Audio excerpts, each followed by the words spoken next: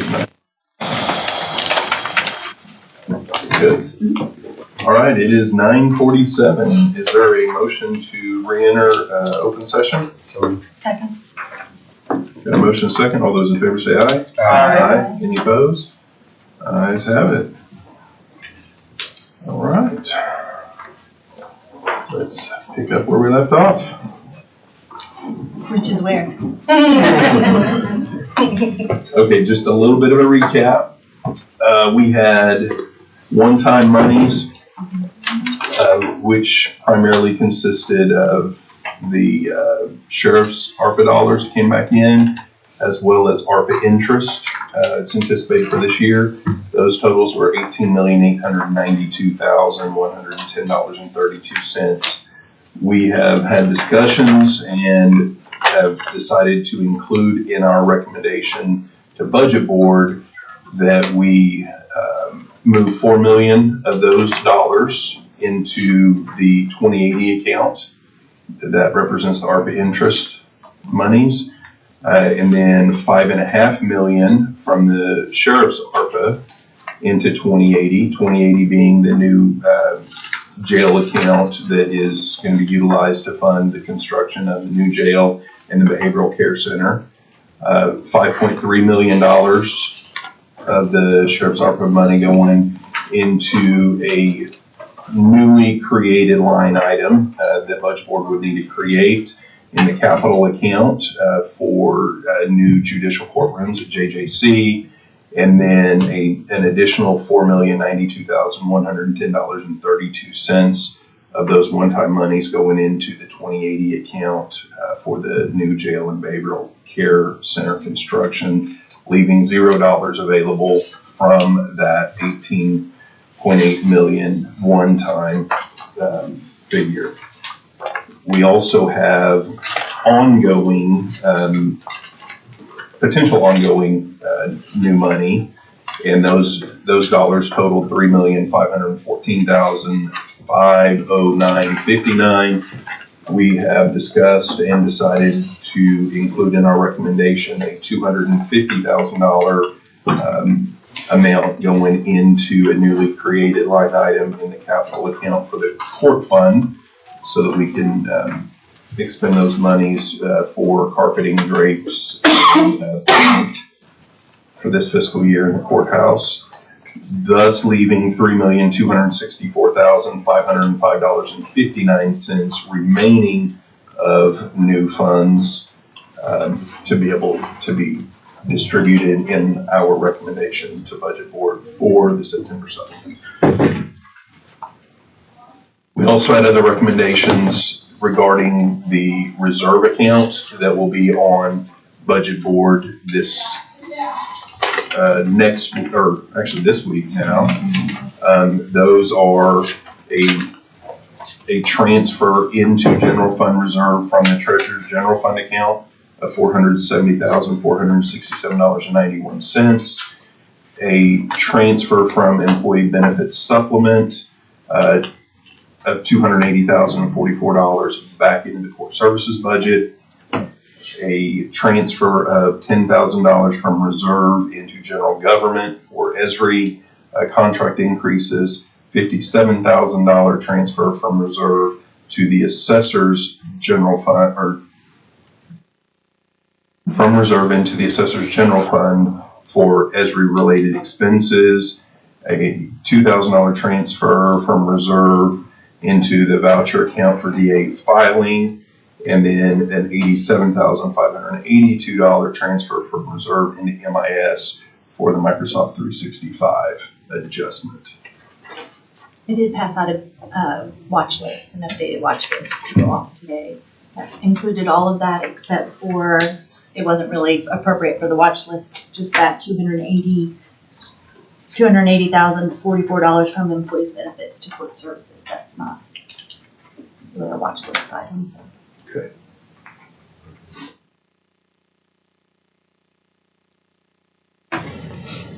We put 300,000 on the watch list for the team contract. That's that pretrial services program. Oh, all right. Yeah. Yeah.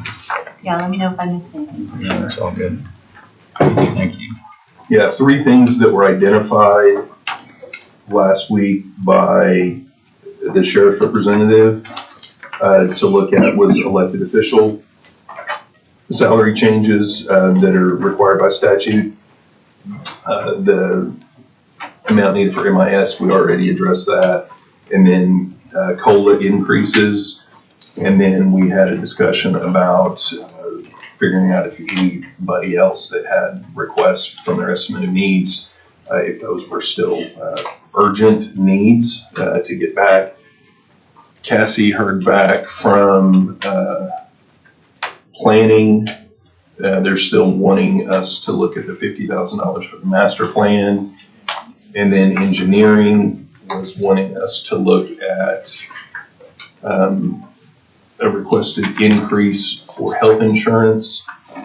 They have somebody moving from single to family, and then they were wanting us to consider their request for salary increase so that they can give some salary adjustments within their organization.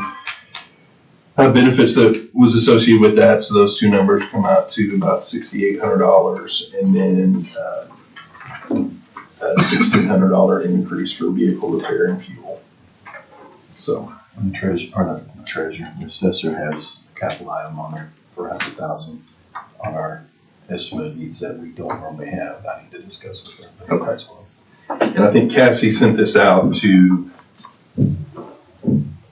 departments not represented Not us. around the table, Right. figuring that we can all bring our stuff here, Yes. but wanted to make sure that everybody else had an opportunity.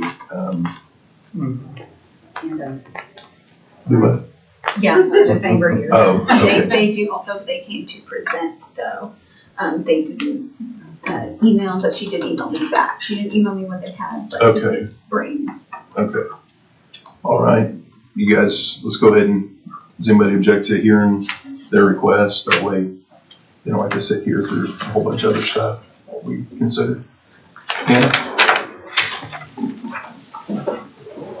So off the top, I'll tell you, we don't really have any requests right now, but I wanted to kind of give you an overview of where we're at. Grant and I, over the past 4 months, have done a full forensic audit.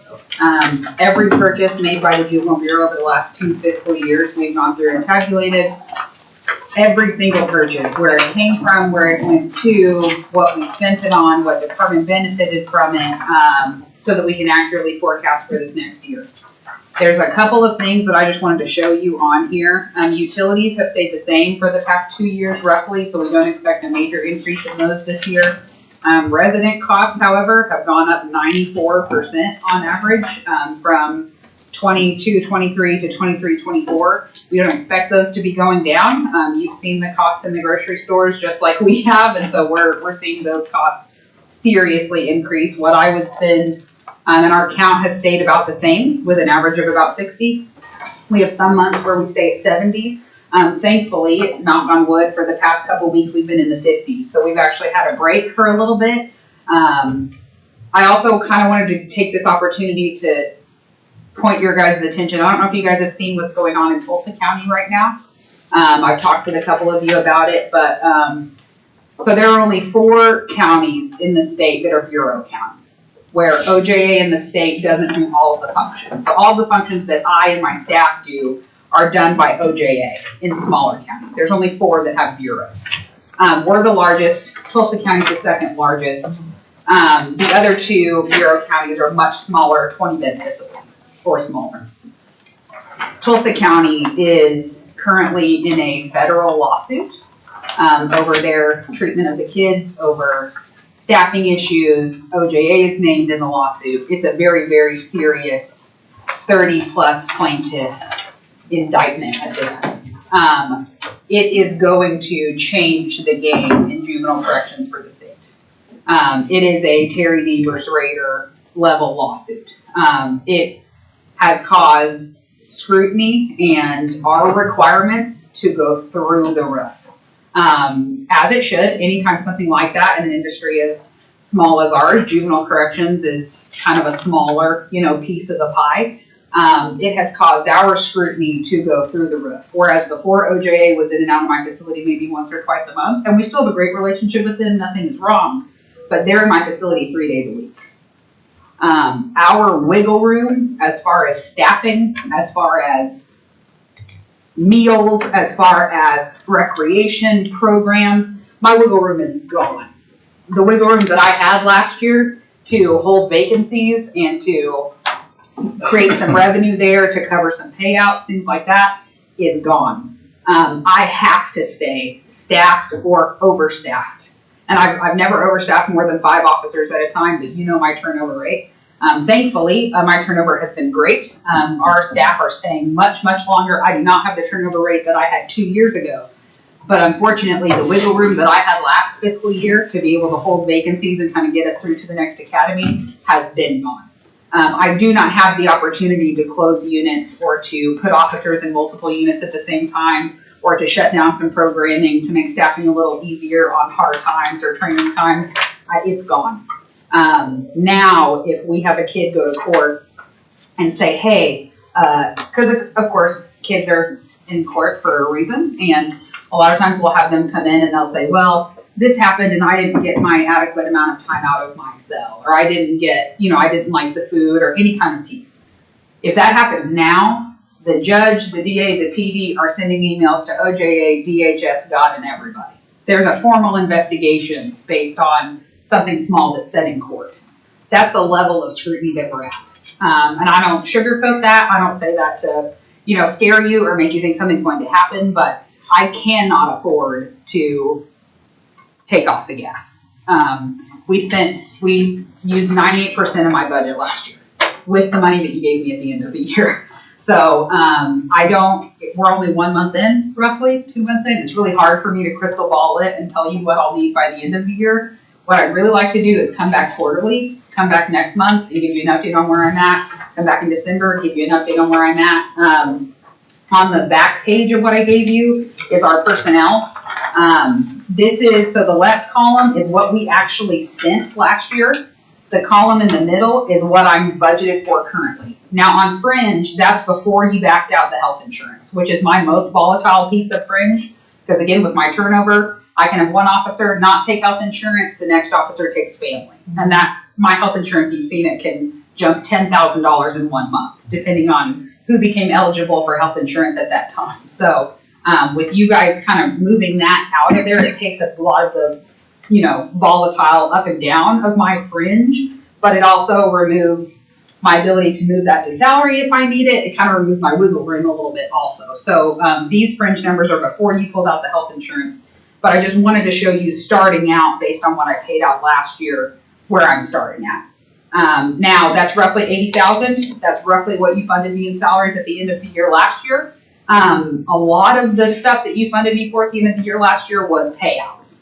I don't expect to have 35-year employees, multiple of them, leave in June like I did last year. So it's hard for me to estimate right now what that looks like, but I already know the game is different this year with my inability to hold vacancies. So again, I don't have a crystal ball, but I just wanted to give you an update on where I'm starting at. OJA has approved a rate increase for our contract. Now that money goes to you guys. It goes to general fund. It doesn't come straight to me. But they have approved an increase, and they specifically approved it for employee raises. They've raised, in every facility in the state, they've raised that rate specifically so that we can bring salaries up. I gave you just an overview of if somebody is to go to the jail right down the street, they start off making $300 a month plus a $2,500 signing bonus that's just what I'm sitting at today. So I did want to wait until we actually see those invoices coming in to see what that rate increase looks like without just going off the base numbers before I give you an estimate. But I would like to come back to you and say, hey, here's what I would like to use that for. Not any increase to my budget, but because they've increased what you guys are getting, I'd like to apply that to salaries for us to stay competitive. Capital projects, if you choose to put them on the watch list, I just wanted to keep you guys informed on that. Our chiller currently, this fiscal year, just in the last month or two, I've already spent $9,000 on our chiller. That's band-aiding it, getting it through. Estabrook estimates another 10 is what I'm going to need to get it fully functional where in my office alone, Grant can tell you, sometimes it gets up to 80 degrees up on the 4th floor. So just to get us limped through, it's already cost us $9,000. We expect another 10. The big ticket item this year, I have 2 heat exchangers, which is what controls how much heat goes in and out, kind of like a thermostat in detention, that are completely out. Esterbrock is manually opening them and closing them right now. That machinery is not built to be manually opened and closed, and one has already failed, the other is about to, because they're just not built to be manually adjusted like that. The cost of both of those is between $45,000 and $50,000. Those will have to be fixed before the winter. I'm waiting on final quotes to bring back to you, but that's something that I will have to do before the winter that obviously I could absorb in the front half of the year, but then if I get short in the second half, I don't want to do that without you guys knowing about it. And then I have 2 more water heaters. I was able to replace 2 of them last year. We're just kind of rolling the dice on those. Whenever they quit, and they're $11,000 a pop. So between the salary and benefits, me not knowing what that's going to look like, and those watch list items, again, I'm not asking for any increase. I don't want you to fund me anything additional out of September supplement, but I want you to be aware of where I'm at so that if something else happens later in the year, you have a good idea of it. I have a couple questions on your hot water heaters, the 11,000 each, that's labor and everything, right? Yeah, because we put them in ourselves. Right. That's just the cost of the water heater. And then the 2 heat exchangers, you said both, was that total cost Total for the is 2, not yes, each? correct. Okay. Total cost for the 2. And For then, both of them. Yes, for both. yeah, and then the chiller, we're spending $9,000 already this year, likely to spend another $10,000. Do you have an estimate on the cost to replace that chiller? Oh, hundreds of thousands of dollars. That's my whole building. That's the whole. Yes, Okay. that is the whole. Like, I thought when you said chiller, I thought we had no, one that's that was. the cold water chiller system for the Justice Center. Okay, That would be a new building. okay. I thought you were talking. Right. Just. What's like a swallow? Yeah, definitely. I don't see groceries on here. So, food on the first page. Did I fall? Yeah, it fell off. 2 years ago, I spent $166,000. Last year, I spent $199,000 in food costs. Now, part of that is last year, food contracts weren't able to be maintained. We're working with the purchasing department to redo those. We've already redone some of those. I'm in a much better spot with contracts where our vendors are holding to the contracts now. Grocery prices were so volatile last year, I couldn't get a food vendor to hold to the contract pricing, and now they are. They're more expensive, but they're at least holding to contract pricing. So I think we'll be in the 180 to 190 range, assuming, again, population stays like it's supposed to, especially if we stay in the 50s for a little bit. I'll have some room there. You said you're not asking for an increase right now, but on those 2 heat exchangers, you're gonna have to replace those before the winter. Correct. So will you be asking for an increase then? Or can you? It'll just depend on, because again, we absorb some costs, like we replaced 2 water heaters last year. If I don't have to replace those, that's $22,000. I just don't have any way to estimate between now and December what that's going to look like, because it'll likely be October, November before we have to do anything for the heat exchangers. I'm hoping that I'll have a lot. Again, the longer we go, the more information I'll have. I can absorb it now, but I don't know what that'll look like in January, February, or March. I think it's safe to assume that we're gonna have a big chunk of this that we have to pay this year. I mean, between all these things, I just can't imagine everything being the best case scenario. Right. For that, you need heat. Yes, and it's over the detention center. It's not over another portion of the building that I could use, forced air or something different. It's over 2 of my units in a classroom, and concrete walls. So I don't have an option just to throw a heater in there or something like that. Well, I do think the 2 heat exchangers we need to really take a look at here and consider, because I know you said October, November, but we're like 2 weeks away from Sure, October. yeah, that doesn't help you. Just so weird that. I just don't want to come in and say, no, I Already can't afford it right today, because I can't afford it today. I have it in my budget today, but that doesn't mean I can make it through the end of the year. So if you paid for that today, what would you not pay come June? Salaries and benefits? I'd have to do something. And then obviously in our current climate, salaries is not somewhere I could do it. So I don't know what we would do. The other piece is that I'd just like to keep on everybody's radar. any moves that I've done internally in preparation for the courtrooms to come out there, I'm eating all of that cost. So like I've had to relocate all of my staff from the second floor to the fourth floor to make room for the courtrooms. I still have 4 staff that have to be moved, but I don't have offices, and I couldn't afford to pay for offices last year. So we're building 3 offices now to kind of get them transitioned and moved. I'm eating all of those costs. Now I could, because it's not been a lot, and of course I have a phenomenal maintenance team that does all the work in-house, so it hasn't been a substantial amount, but I have no idea what that's going to look like once courtroom demolition starts, once all that starts happening, because again, all of the courtroom will be funded, but the random people that are employed by either me or the PD or the DA or the courts or anybody else that have to be moved and things painted and carpet and all those things, that all has to come out of my budget in the Justice Center. So that is a big variable and unknown that I don't know what that's going to look like.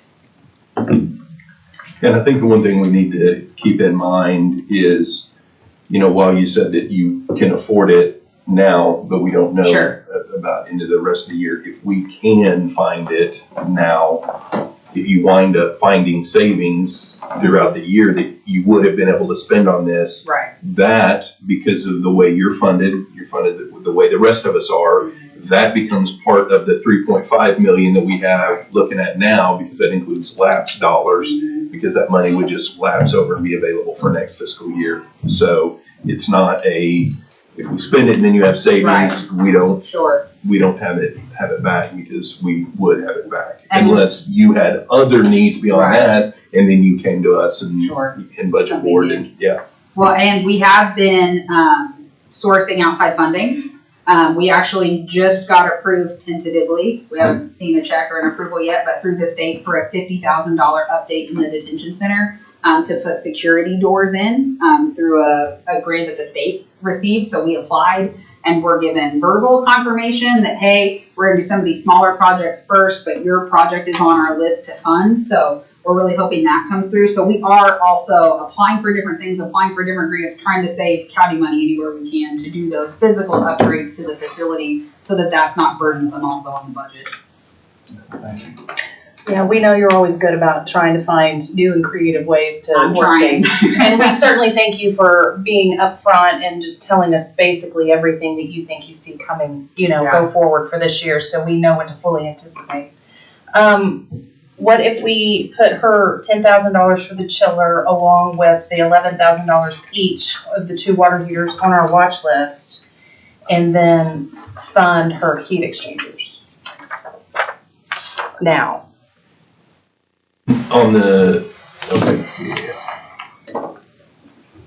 Not to exceed 50,000.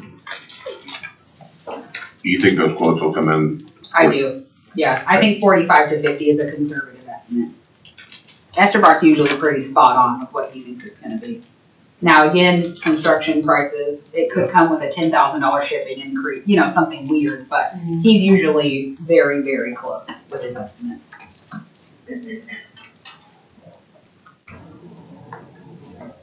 Again, that's for the 2 heat exchangers. Yes, that's total for both.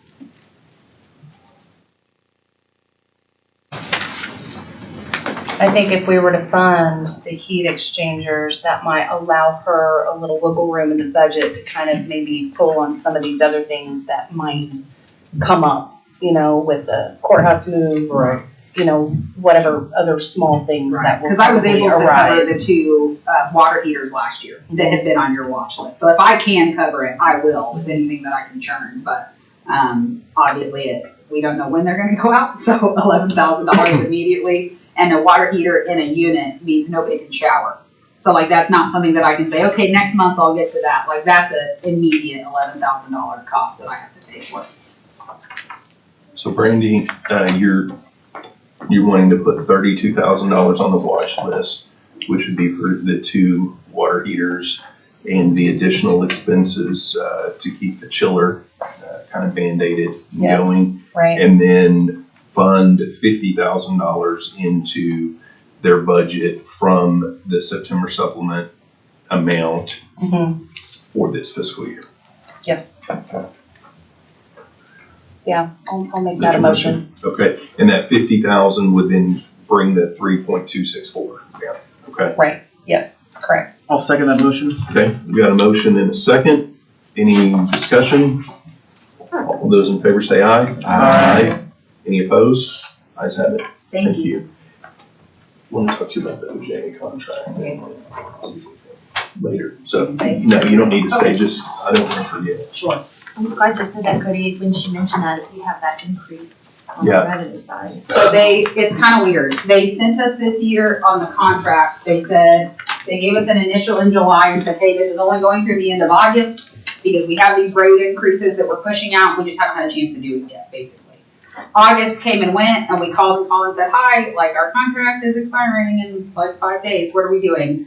Then they elected to just do the renewal at the current rates, but attached an updated rate sheet. So But, again, I wanna wait and see what that looks like. but they can't just arbitrarily choose to do a renewal without the county Right. agreeing to do Right. the renewal as well, because. And that was last week, so we're on the 6th, I believe, so I wanna wait and see what that actually looks like before I tell you, hey, here's the amount of money, here's how I'd like to use it to apply it to staff, cause I'm not even confident what that's going to be. Okay, yeah. Let's have a conversation on that. Thank you. I will have to think about the timing. Because I think we're gonna have to do something at the VOCC level as Yeah, far as absolutely. contracting, so.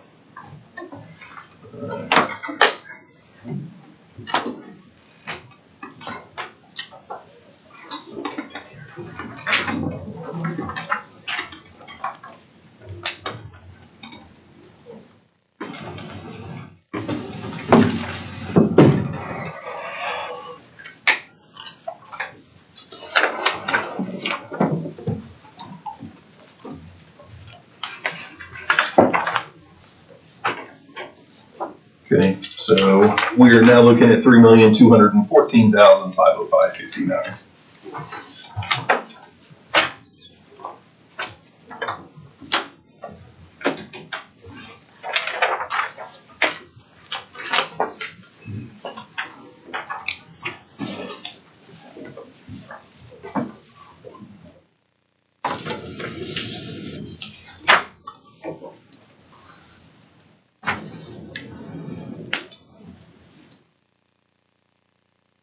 I know we kind of talked about leaving $1.5 million in reserve, but, this question may be out of order, but knowing that there's a $300,000 pre-trial thing hanging out there, and that sounds like up to a $500,000 CARES audit, is it safe to assume we don't want to keep $2.3 million in reserve at that point, or it sounds like those will be things that will eventually come out of there?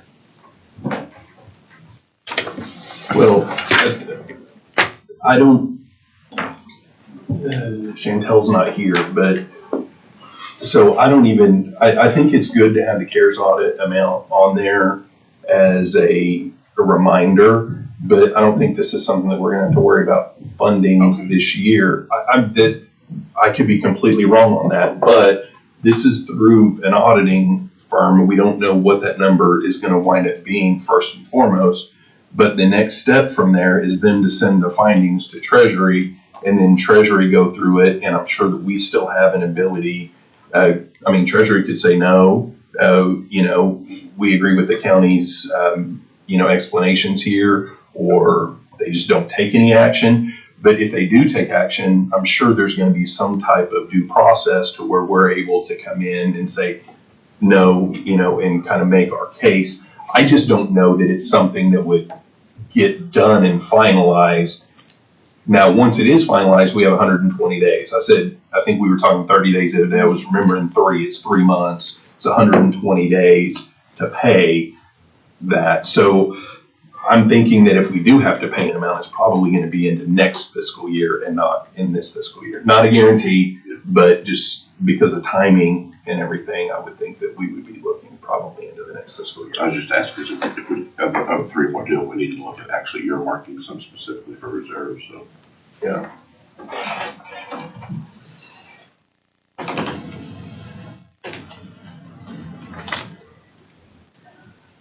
I did speak with Dane in regards to that additional 99,000 on their list, and that was for known contract expenses for other pieces of software that they have to do that wasn't. So they are Yes, necessities? yeah. Okay.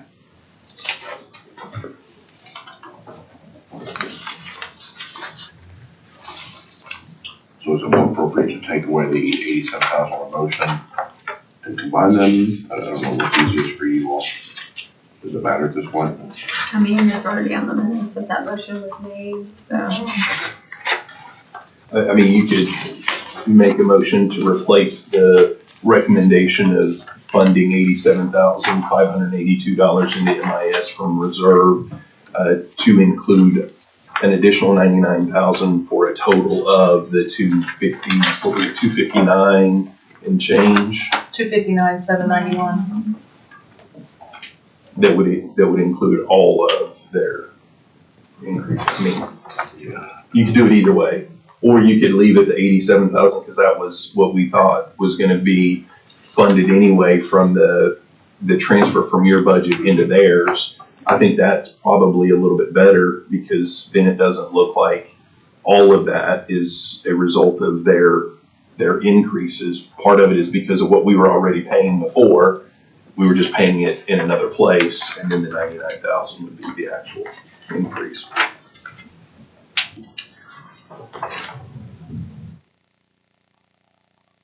Remind me again, the 259 consisted of the 99,000 miscellaneous, the 87,000.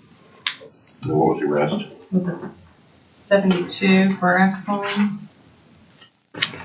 Yeah, probably. I didn't bring that sheet with me. I get my prepared class. 72,454 was for the Yes, the yes, the true up Axon. of the Axon. Mm-hmm. 87,582 was for the Microsoft 365 licenses. And then the remaining 99, that's the 259,791. Right.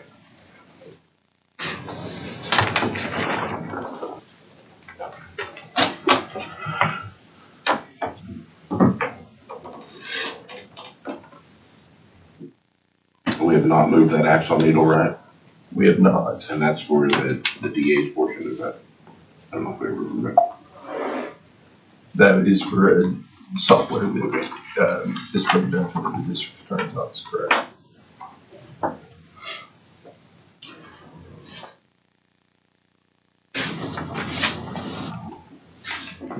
So I think it was item 12, is that what their item was? We've already taken care of 87,000 and change of that. The remaining amount there is the Axon true up for the full year and the increase of 99,755. So that's a total. If you wanted to take action on those, on all of those amounts, but leave the previous 87,000 recommendations separate, then the rest of that is 172,209.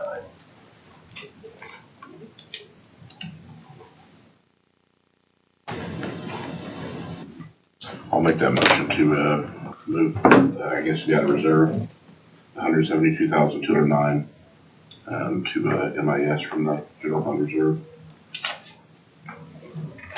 I'll second. To the general fund reserve? Well, from the general fund reserve, yeah, to MIS. MIS.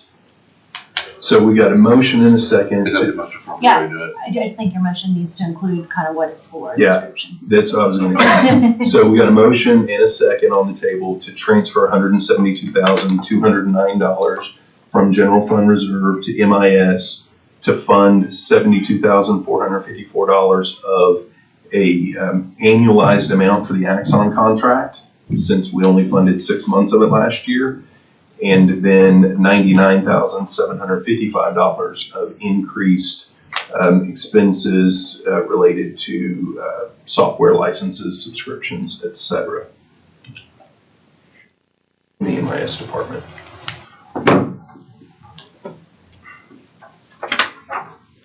Was that the intent of your motion? Yes. Was that understood on who seconded? Yes. Brandy? Okay.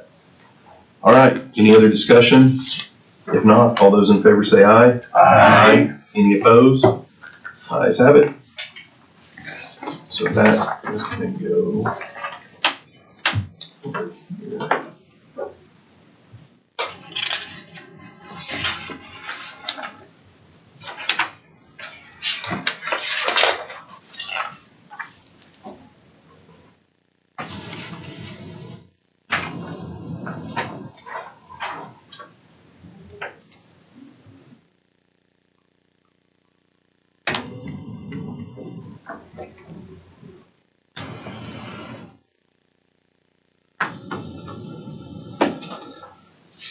Okay, that action did not affect the ongoing amount of supplement dollars that we have to make recommendations from.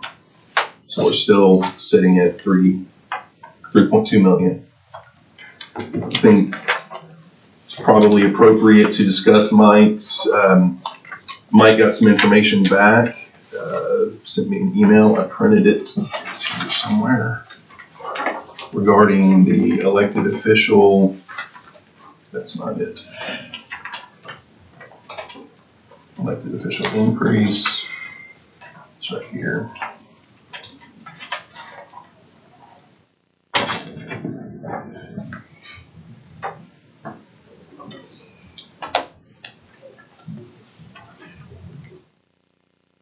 You want me to explain some of it, or?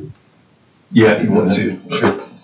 So you tasked me to go back and do an annualized number with fringe and benefit so that we'd have a number to work forward from. The 5 are not really implicated in that, just adding the fringe on top of that. It's the 3 that will be sworn in January that will be eligible for the new base value salary. So it would be a half-year salary amount for that purpose. So I've gone back and I've done 6 months under the old, and 6 months under the new, with the comparison of the other same 5. So with that annualized number for those 3, it's 7104.19 each. That's with benefit and fringe on it.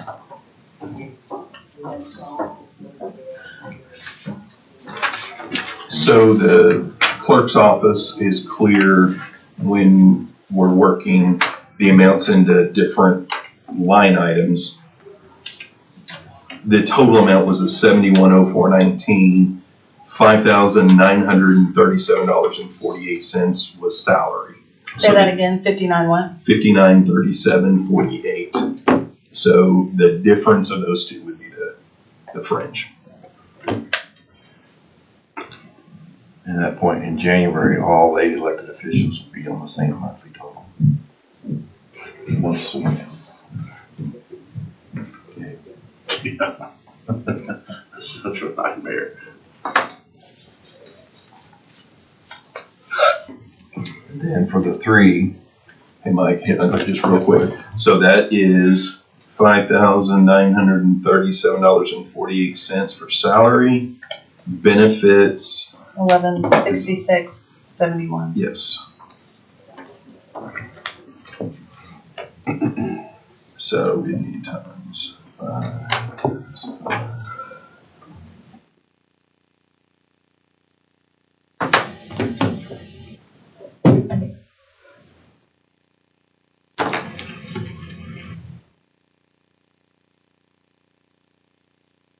Sorry. Oops, 3.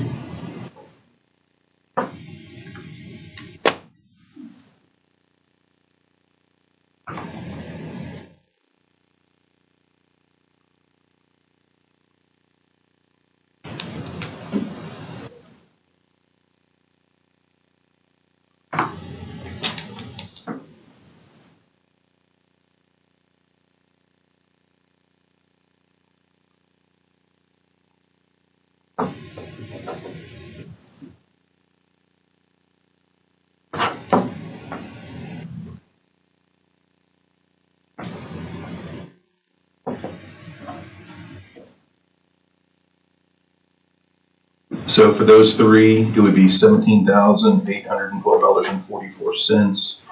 Total increase for salary, $3,500.13. Total increase for benefits, for a grand total of $21,312.57.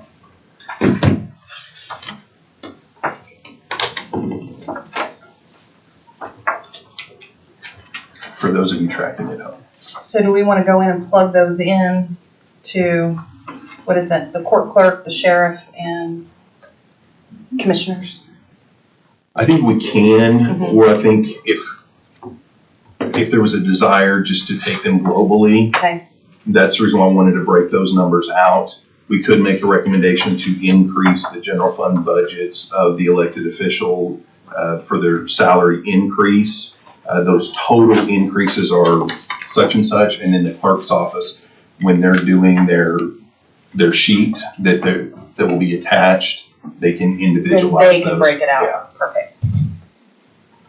Does that sound? Does that include for those offices that pay the chief deputy the same as? No. We're just talking elected officials right now. So that was for the three that are gonna be true up. Mike, if you wanna go over the other five. Yeah, the other 5 is simply based upon valuation changes. Total salary increase for those 5 is $3,875. With fringe and benefit, it's $4,636.44 for those 5, sorry. So that's $3,875 for salary, and that is $761.44. 761.44. Yeah. For benefits. And the only reason why I'm doing the total for the 5 is because as we're tracking the total amounts, we'll know what we're dealing with. 875 times 5 is $19,375. Total increase for salaries, 761.44 times 5. 720 plus 19 plus 5. So for those 5, the total is $23,182.20.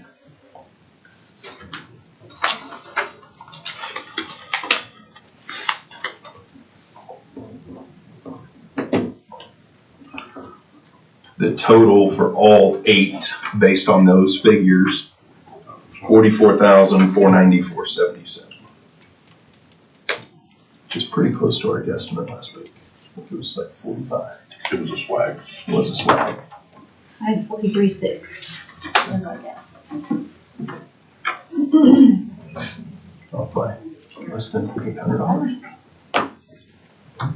44,494.6.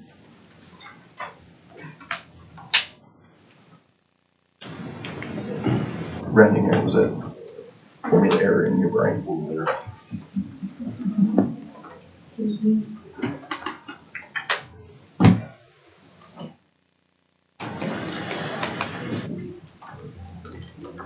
Thoughts on those elected official numbers? It's actually since we don't I would make know it part of what- our supplement. What'd you say? I'd make it part of the supplement. Ongoing. Is that your motion? I'll make that motion. Second. We've got a motion and a second to include in our recommendation an increase to the general fund budgets of the 8 elected officials. Well, the commissioner separate because it would go into the commissioner's account, but an increase for the statutory requirement of their salary change for this fiscal year for a total with salary and benefits of $44,494.77. You need to be clear on which ones get what. Do you know that? I think Mike's spreadsheet, he can get that to the clerk's office. The 5, which would be the assessor, the clerk, the treasurer, commissioner 1, and commissioners 3. Each of them would be in their budgets, $3,875 increase in salary, $761.44 increase in benefits. The court clerk, the District 2 commissioner, and the sheriff would be a $5,937.48 increase in salary and $1,166.71 increase in benefits. Thus, the total would be the $44,494.77. Do these numbers include the employer, anything for employer medical? Since we're not putting in budgets though. that wouldn't change because, Oh, true. We've already paid for the Yeah, you're right, you're right. 12%. Just wanna make sure we weren't adding it in. I think that the benefit was just the 19.65, Yeah. the 12. I'm with Okay, so we got a motion and a second. All those in favor say aye. Aye. Any opposed? Ayes have it.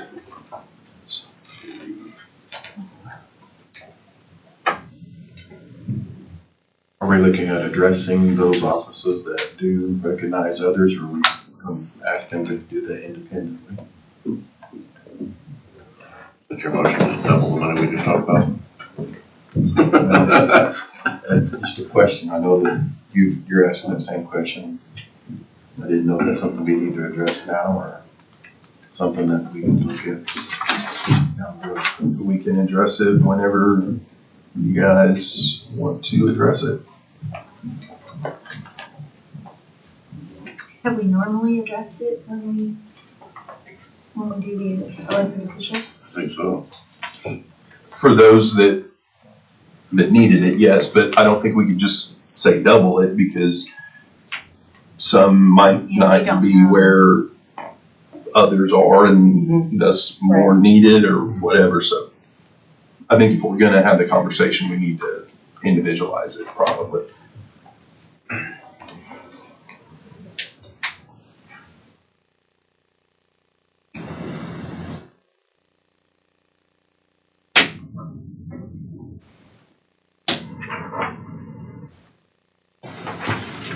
But right now, where we're at is just a discussion on everything. So if people want to move into that discussion now or other discussion, it's, I'm not gonna put words into my elected official's mouth.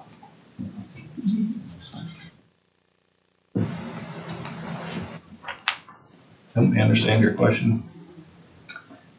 Those officers that see the salary change for the chiefs, do we want to address that at this board, or do we want to do it independently, or see if there's a way for us to absorb that number down the road, those types of things?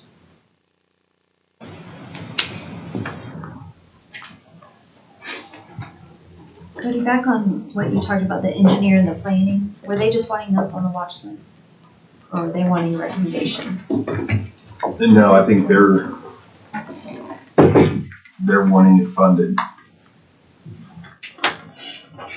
But, I mean,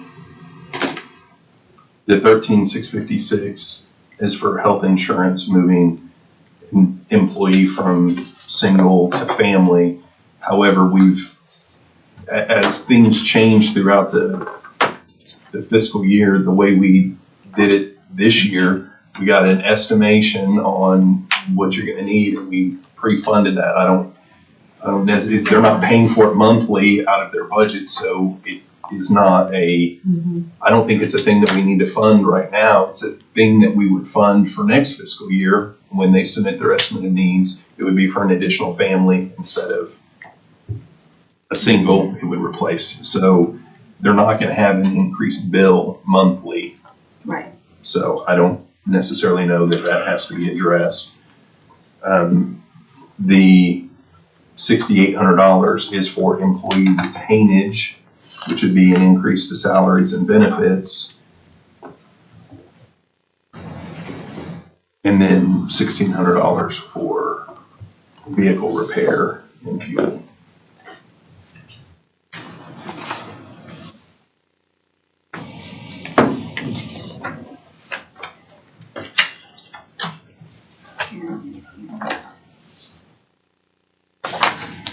Okay. Yeah, do you guys have any questions?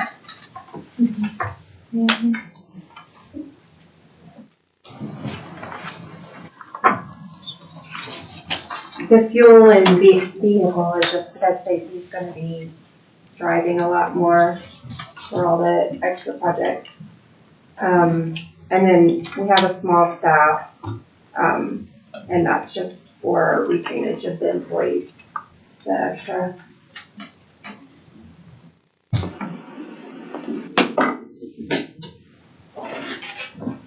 Excuse me. Okay, thank you.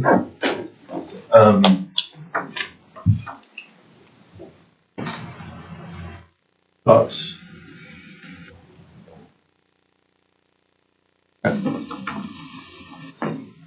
All right, thank you, Aaron.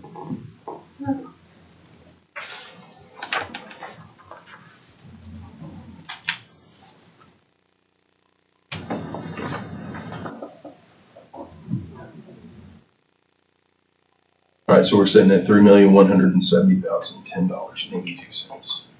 That's what we're looking at.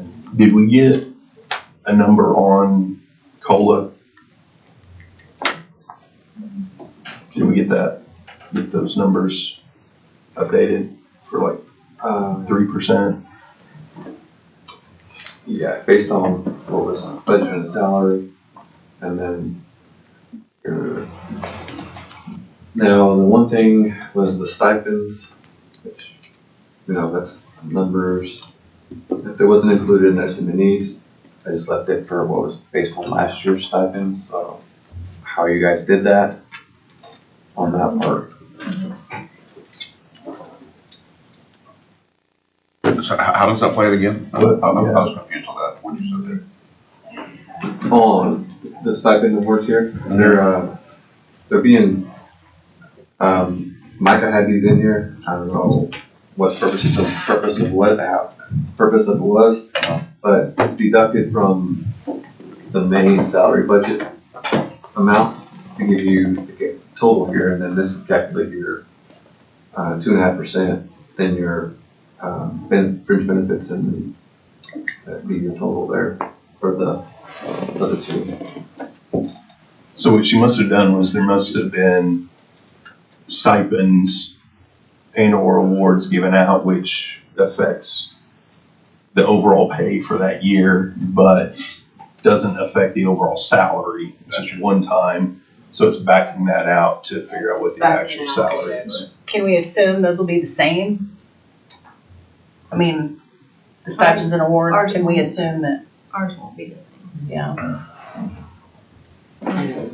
Now, payroll is pulling also what has actually been paid out in stipend as well. This is just going off of what SMFD showed, but, some departments may have paid out more in stipends throughout the year than what these are showing. So which column represents the actual salaries of, This column. okay, Well, that's the salary budget. Yeah, That's salary budget. budgeted. but that includes elected official salaries, Uh, that column there? It's backed out in column. Yeah, it's backed out in column D. And then the ones that had the max on a staff salary is backed out there. Will you click on one of those cells in column, yeah, G? See, so it is factoring in that stuff. Stipends. Yeah, it's backing all of that It's out. backing it out. Now, the staff at max salary though, max salary is changing, Of course. so that would, That would need to be taken into account. well, except for,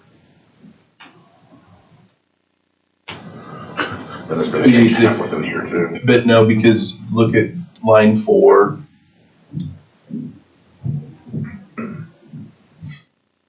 It has the staff at max salary is the assessor, right?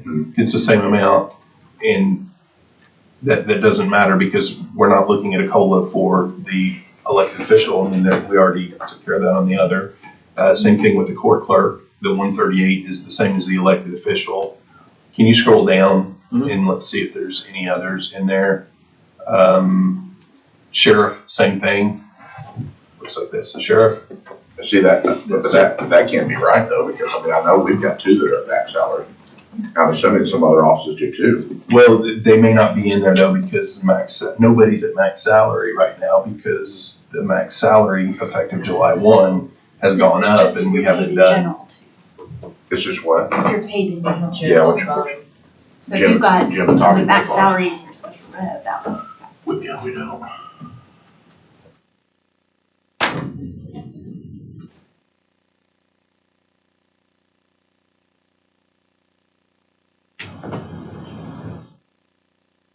Okay, so it looks like you backed out stipends out of salaries, you backed out elected official pay out of salaries. Then what's the total on column N, which is the 3%?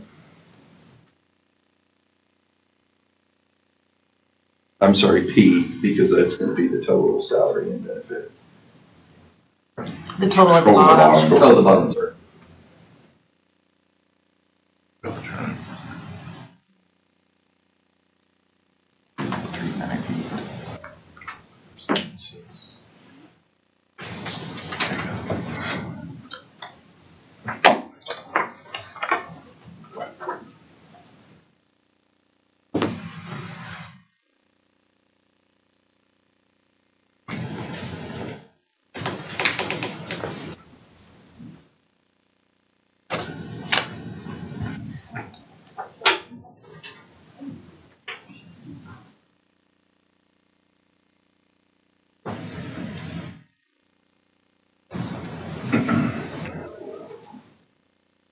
If those, the ones that have no salaries in those, in that column G, do they just not pay salaries out of that, I guess? Like here's one No, here. those wouldn't. have Okay. No. salaries. I mean, there's several though, not just those four. Yeah, custodial contract. Okay. County audit, district Probably attorney. depends. Court services is still in there too, 301. Yeah. That we can take out. Yeah, take the 3% out of that one.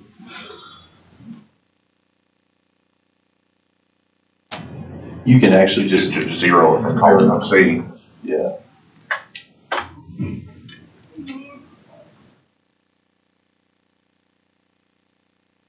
Now it's the. What about social? And then, social services, I know that's like November 1st when that goes away. Yes, I mean, you could, I I don't know if you guys want You to wanted leave to it wait there. on that, didn't you? I personally want to wait because I want to see on pharmacy. I got an email from John this morning, and of course, we're still kind of early on in this, but that his estimated budget for pharmacy, if we do 4,000 scripts per month, which is 150 a day, keep in mind, we're currently doing around 800 there and like 6,000 elsewhere. So John's said that if we can convert 75% of just the generic of the 4,000, that would mean $711,000 annually. And that's just generics. That's not on the brand name stuff, which would pay for plus leave $300,000 to $400,000 worth of income into employee benefits. So the numbers are looking pretty promising.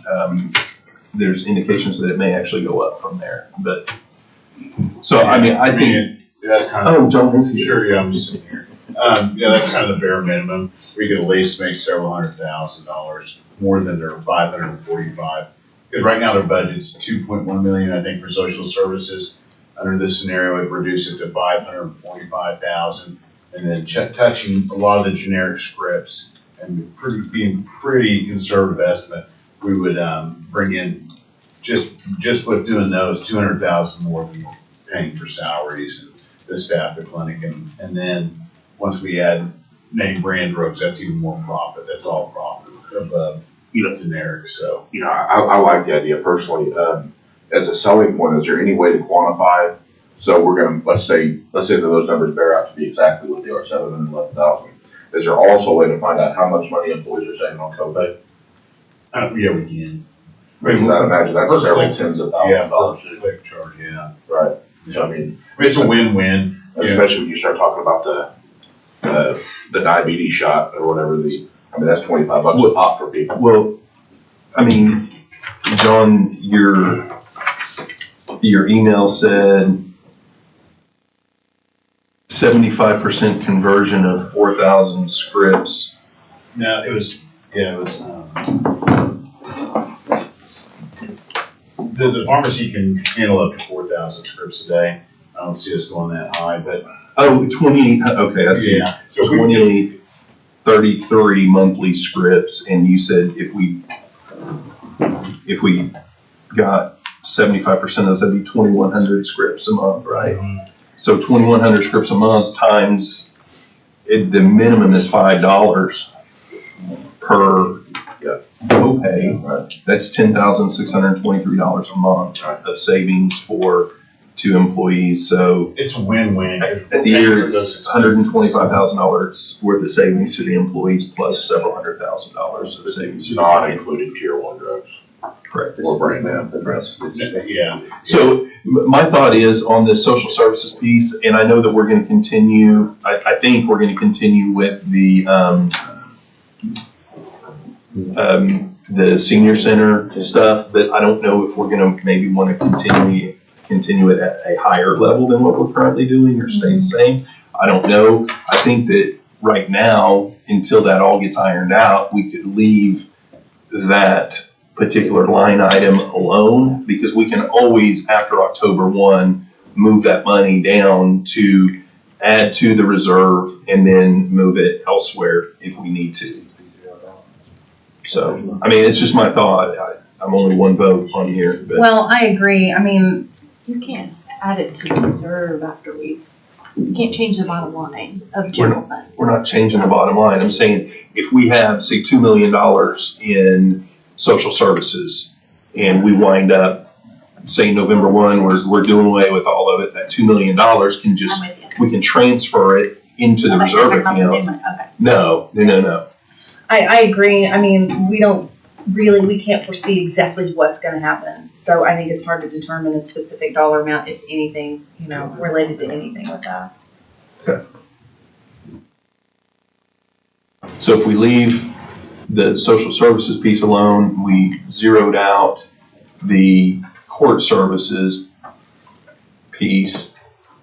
Now, I hope you didn't save that, because the budget for court services, we still are leaving budget numbers in there, but we just don't need the COLA piece for that.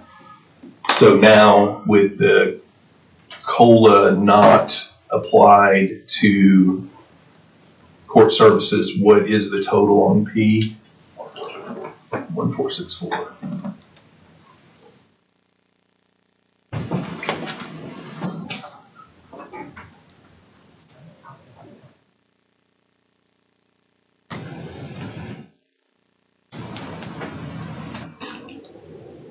Our line will go down a little with the change we're making on this. We're moving a lot of people out of our general fund after November 1st, so. Really just the only person's in there that I think we're gonna leave salary-wise is Butch, so we could probably zero out the treasurers.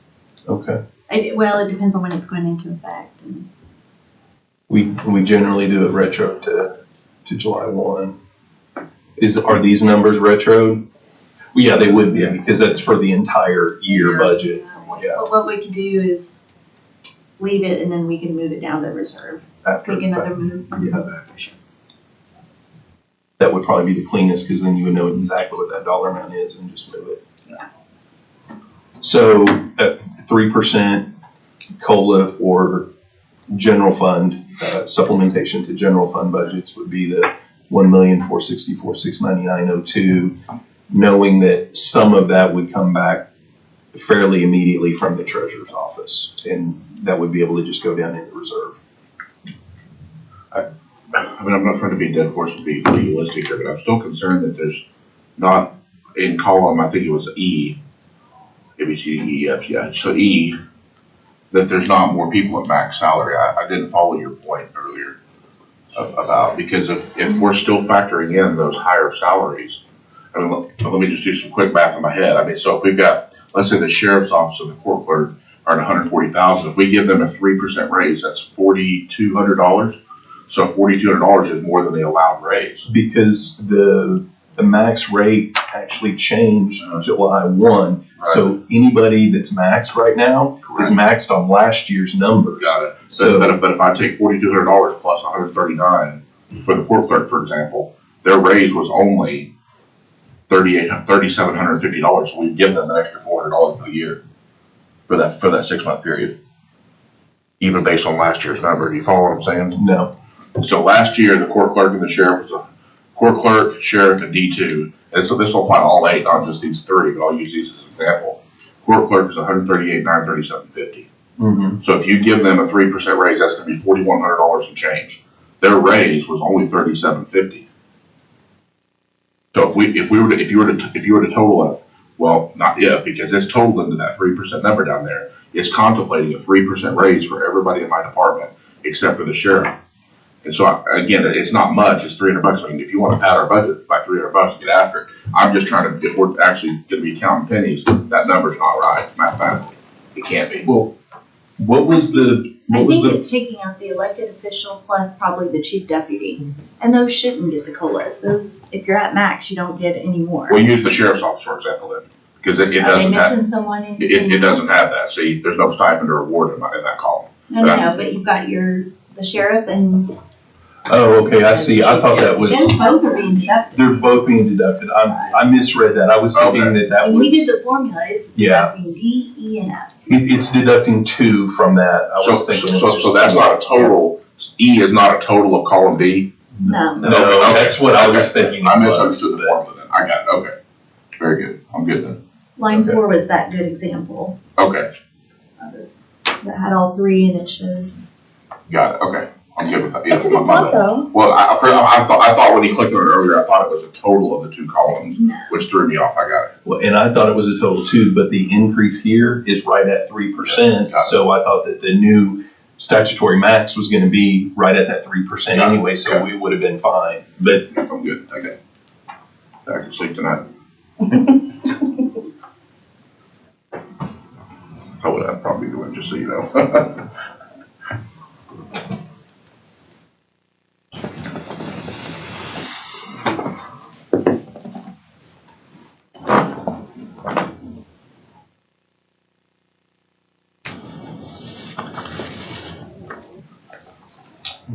So I think that's a good approach to take, and then if any of the offices around the table have chief deputies that need an adjustment, because we're not including that in the 3% COLA and the elected officials going up, we can just address those on a,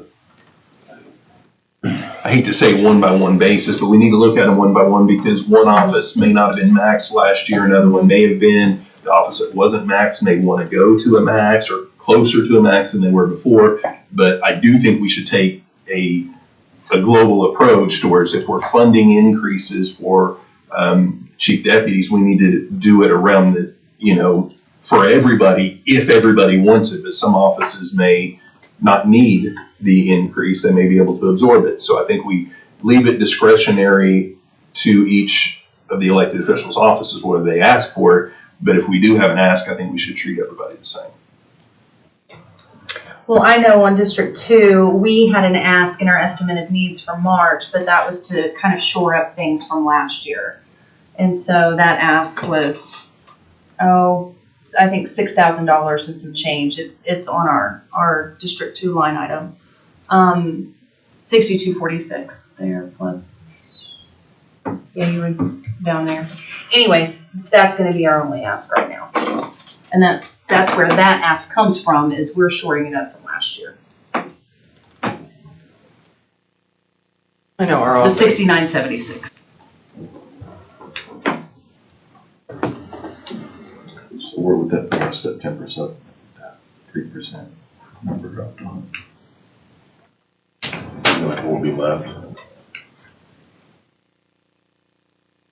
0.6. Yeah, 1.6, 1.7. That's all salary. It is. Well, I think some benefits, Yeah. associated with Okay. that, but it's all part of the shoring up. If we had a recommendation of the COLA, the 1464, that would leave $1,705,311.80. I did text Chantel, she thinks there is a real possibility if there is a liability on the CARES Act, that it will come this year. She thinks Treasury's gonna act that fast? Or is, okay, I mean, I didn't have a lengthy conversation Yeah. on text, but I did ask her about the timing of it, would the liability come due this fiscal year, and she thought so. But Based on updates that she's given, she Right. does feel like it will be. I just worry, I mean, we keep talking about it as a COLA, which creates problems for our office. But that's assuming that we actually have the money this fiscal year to do the raise. My opinion, but there's some big ticket items out there, but so if we had everything in to the auditor and the auditor buttoned all their stuff up by October 1st, that gives Treasury 6 months with the holiday season and everything in there to review everything that the auditor did, get any supplemental information from the county that we need, and then have a final determination in 6 months. Because April 1, if it was after April 1, then we've got next fiscal year that we could pay it out of. We wouldn't have to pay it out of this year. It can be paid out of the next fiscal year. That's where I'm coming up with I think that it's more likely that if there was a number, it would be out of next fiscal year. I could be completely wrong on that, but I just think that a 6-month turnaround for Treasury would be pretty tight. My only concern But would be, I was just saying, my only concern would be, I mean, even hypothetically if it is, I mean, I'll reserve my comments on auditing firms and the US government, but, I mean, but my only concern would be is that if we were to assume that we need to kick that can to next year, and all of a sudden, one of the 87,000 auditors that they've hired, wants a Christmas bonus, my concern would be that, if we do end up getting it with January, and all of us were like, well, we didn't expect it to come, but here it is, that would have been my only concern. I think it'd be wise if we at least kept it earmarked. Worst case scenario, we just roll it over to next year. That would be my particular. Yeah, no, I'm on the same page, so I think it should be on the watch list. I'm just saying that I think it's more likely, but we need to plan for the unlikely. But I think it's more likely that it would be into the next fiscal year, if there's even anything that is owed. But yes, it does need to be on the watch list, and we do need to be tracking that. You're giving a lot of credit to the U.S. Treasury. They hired an accounting or an audit firm to do this, and they're probably just, I don't think they're gonna duplicate the work or spend much time reviewing. Yeah. I think they're gonna take those, You think so? yeah, they contracted out, they paid a lot of money, they're gonna say those are their experts, and Margaret thinks the same way. Okay. is my thought process. Yeah, well, I'm by no means an expert in that field, so you guys could be absolutely right. You probably are. You guys are more in tune with that than I am, so. They contracted that out for a reason. I'm not prepared to vote on a COLA yet. I think we need to go ahead and deduct the statutory part for county audit for supplement. I think while it won't have an impact on the engineer, the fact that he sent an email, I think we need to vote to get those on the watch list at the minimum, along with the master plan. Those are things that people brought up. And I think we need to circle back to employees' benefits. I mean, the projection is showing that they're wanting another $2 million in a cash transfer. We haven't talked about the rates either, if we're increasing those rates. So I'm ready whenever. I agree. I'm I not think we gotta- prepared to yeah. deal with COLA before all of those other things. Yeah, no, we need to address those, sure. So on before we get to employee benefits, let's take up the planning and the engineering item real quick. Is anybody wanting to fund those out of September supplement, or are we just wanting to add those to the watch list at this point? I don't know the exigency of those things. Are they, I think the master plan needs updating pretty quick, so I would be up for funding it out of supplement. I think it needs to be updated. I think that if I'm putting priorities, employee benefits, the other things that we've discussed, as well as COLA, to me takes priority over updating the master plan. But I do think that it is something that needs to be done. But does it have to be done this fiscal year? Can we wait until next fiscal year? That was 50,000. 50,000, yep. Didn't we talk at one time of like funding it out of 2 fiscal years? When Eric was here one time, maybe kind of trying to Just short do the of it. timing, well, just do the timing where you kind of, yeah. Like doing a contract with whoever. Yeah.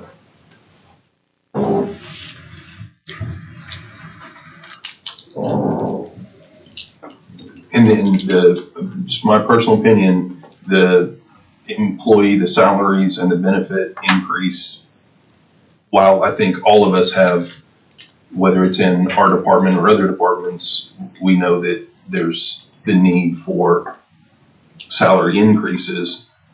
I think before we look at one individual department and salary increases, to me, a COLA takes priority over getting a pay increase to anybody, because the COLA keeps people where they were the previous fiscal year. I think, just to me, that would take priority, but.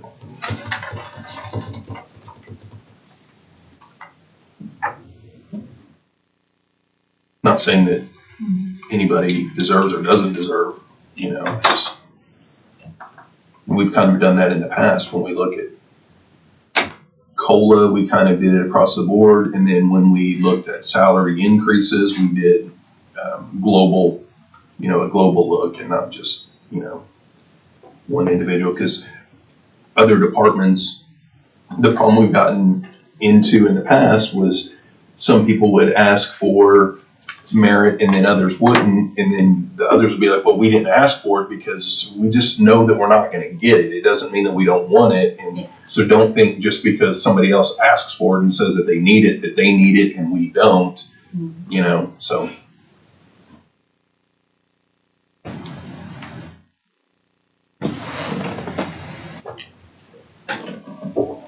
Right, is there a motion to fund the request from planning and engineering, or is there a motion to add those items to the watch list? I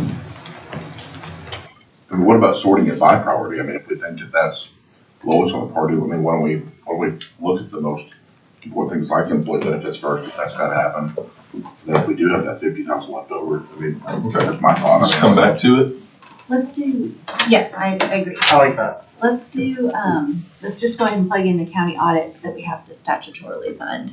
Yeah, what is That that? amount is $59,996. That'd be out of supplement. 59,996. 59,996, yes. That motion? Yes, it is on. Second? On which, on, The supplement audit. coming out of the supplement. okay. On supplement, yeah. This one is a, 59,996? $59,996, $996, yes. this is the easiest one for I us know, to right? address. Because we have it's required. to. Statute Yeah. says that. What did you said, you can take it or you can take it? Jason's. Jason, yeah.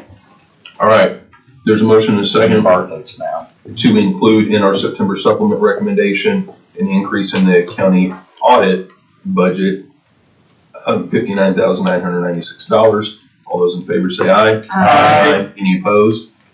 Ayes have it.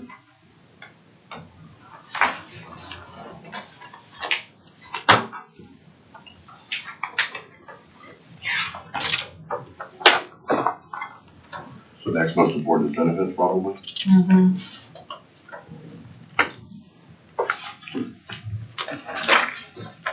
The most recent projection is our big sheet one.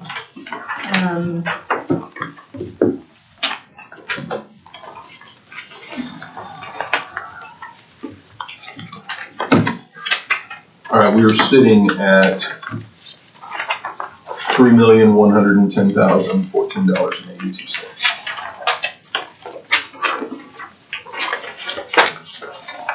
So towards the bottom, where it says transfers in, our 24-25 revised numbers have a cash transfer of $9,620,222. We've already funded 7.3 million of that. So this projection is basically a request of $2,320,222. Yeah, it's just matching it, almost matching the transfer amount that we had this prior fiscal year.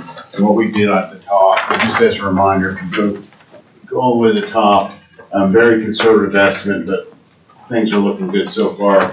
Estimated 2% on medical claims, 5% increase on prescription drugs. If we do the county pharmacy, we'll have some savings there.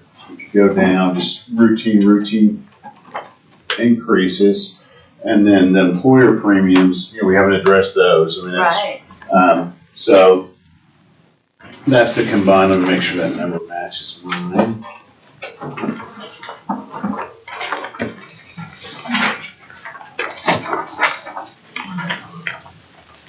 Now this, 19,215,000, that was taking out that court services 280. Okay. And then adding it back into, the transfer amount. So, well, I think we had, that's what we transferred actually last fiscal year. So just to make the budget happen, but that's leaving, if you go down, that's leaving that much, where's that at? Help me find that, in the year, Tom, where's it? Ending fund balance. So I mean, we could realistically reduce it. So that fund balance is including a 9.6 million in transfers? Yes. And how much did we budget for transfers? 7.3. 7.3. And then last fiscal year, we transferred to 9.4. So we're really working off that number. We're not working out that previously budgeted amount, because that's how much we needed to get through the fiscal year. So from last fiscal year, we transferred that much money. See, this conversation came up when we were passing the hat, remember? I mean, yep. And we could do way better than we estimated, but I think you have to plan for the worst, kind of. Well, I think we were doing pretty good for a lot of last year until it started getting towards the end, then it was like, okay. Yeah.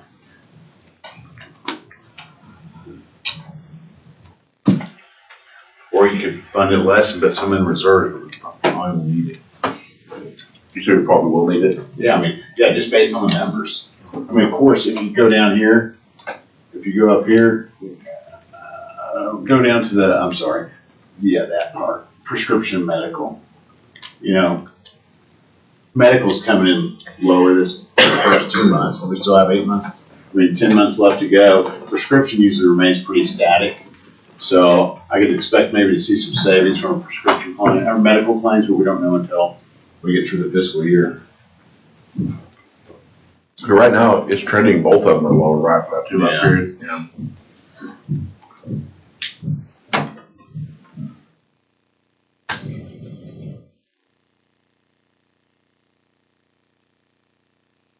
Now, if we were to do something on the, it's just how you want to fund it, if it's cash transfers or raising employer rates. If you go all the way down. You could realize a little more if we do a little increase to the employees January 1, that would be 6 months of a little more increase. And then if you've got the pharmacy, it's just. How much would, if we did, there was a discussion that was had the other day that if we were doing a COLA, we would also do an increase to the employee premium, right? Mm-hmm. So if we did a 3% increase to the employee premium, how much would that generate in? Where's that column at? On the sheet? On the COLA side or? On the employee premium side. Is that line 31? Yes. Yeah. So it's Employee. 3.1, so $93,000. The So we really could reduce this ending balance, you know, in the budget, and that would directly impact what we need to transfer in. We can reduce the transfer. Only 93,000 for 3%. Now, the employer transfers is kind of a way to go because you have special revenues kicking in Yeah, it instead dives into that special revenue fund. of cash transfers.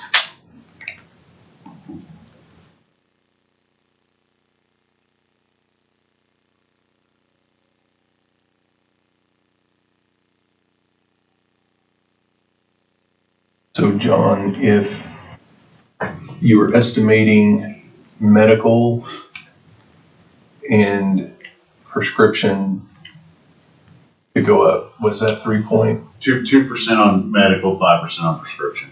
but overall 3.1%? Yeah. So basically the 3%, same as what we're talking about for the employees.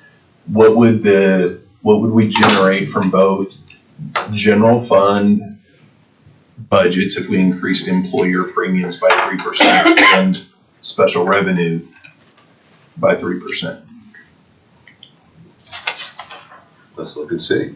Okay. Let's look and see. I have some numbers here. So,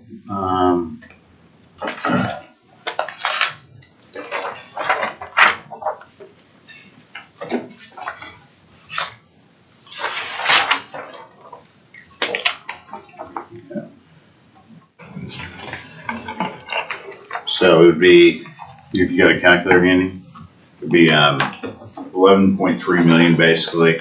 It'd be 3% of that. So 330,000. But how much of that is general fund versus how much is special revenue? So that's 330 out of general fund. And hang on, 339. 339,000? Because you said 11 point what? 0.3? 11.3. 339,000 out of general fund. And then for the jail, you would do 4 million. So 3% 4 million. 1.2 or 120,000. And then estimated special revenues is 4.1 million, so 3% of that. No, 120,000.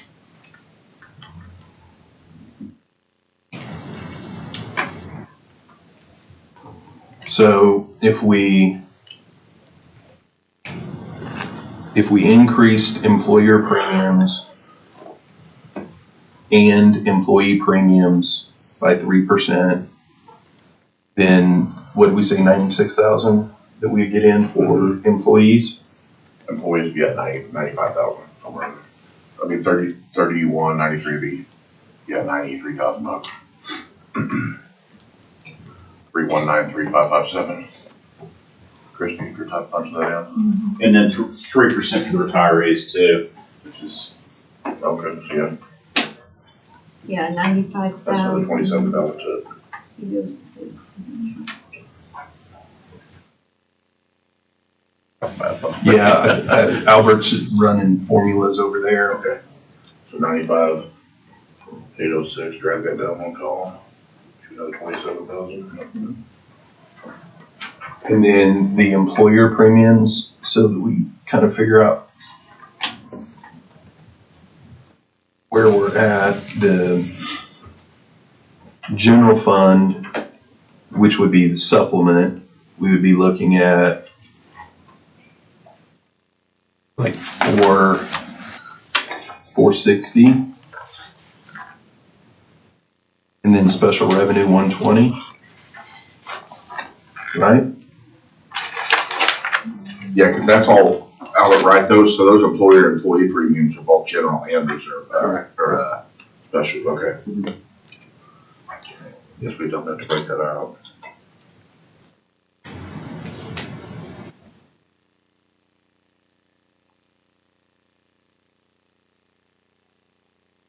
so we could cut in the year balance in half, leave it at 500,000, reduce those, and that would reduce the transfer. So if we did that, this is just rough math. If we increased employer and employee premiums by 3%, we'd have to use supplement dollars for general fund, and that would include the jail. because we're funding that out of general fund, of $460,000. We would receive $120,000 more from special revenue accounts and $95,000 from the increase on employees, and then $27,000 on retirees. I missed that one.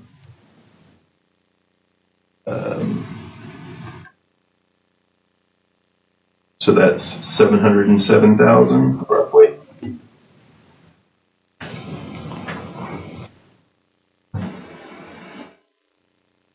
That we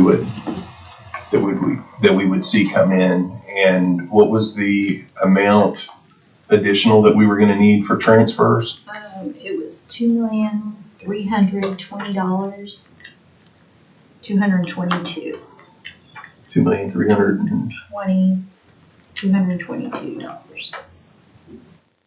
$2,300,000.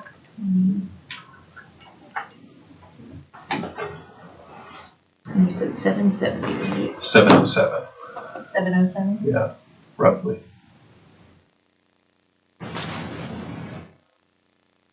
We're down to 1.6, and then if John said take the fund balance down to Maybe put them down. 500,000, you're at 1.1.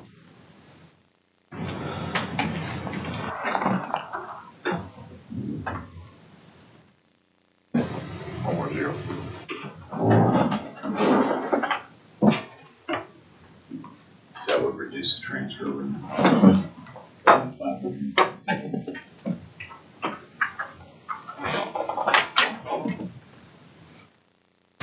No, so if you do that.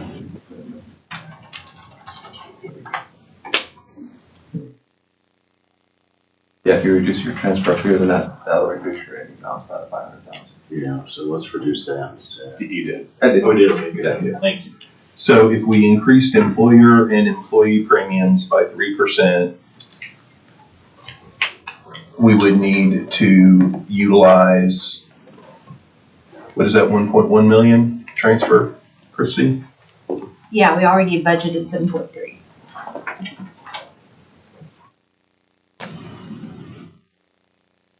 Can you say that again, Cody, what you just said? Well, I'm trying to process this. I am too. Because, okay, so let me make sure. So we scroll up a couple of lines. Something's Okay. off, yeah. There is, and it's because the 576, so that's not gonna be dollar for dollar because we can't just reduce that straight off the transfers in, because the only one that we could take dollar for dollar would be line 31 and line 32. We can't do that for line 30 because some of that's gonna be realized by special revenue and service fees. So, John, did you say that that employer premiums are only $11 million from general fund and the rest is comprised of service fees? Yeah, 11.3 million. Okay. General fund. So instead of 576, that should be 330,000, and that's where, I think that's where the number will be off. So is that right, Christie, off by about 240,000? Yeah, general fund, I was showing 339,000.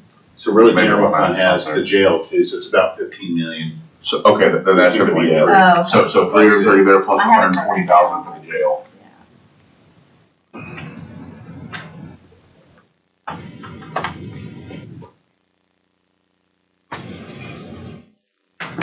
Yeah, then you can drag those numbers over direct if you needed to, then add 120,000 in for the, yeah, so copy that formula straight down. Unless you have for it. Yeah, so just go down one more now, just drag those numbers, equals.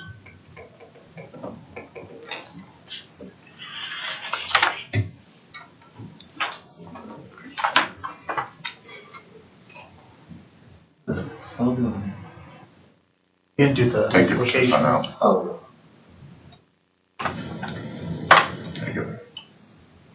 That's not. No, just, it's literally those exact numbers. Oh, The 94,806 is just type it equals T31 equals T32.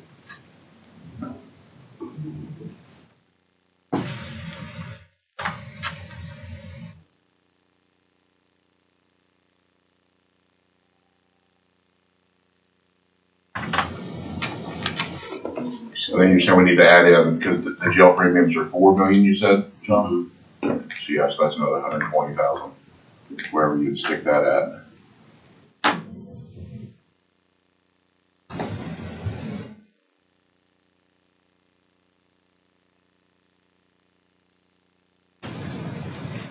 My math wrong too.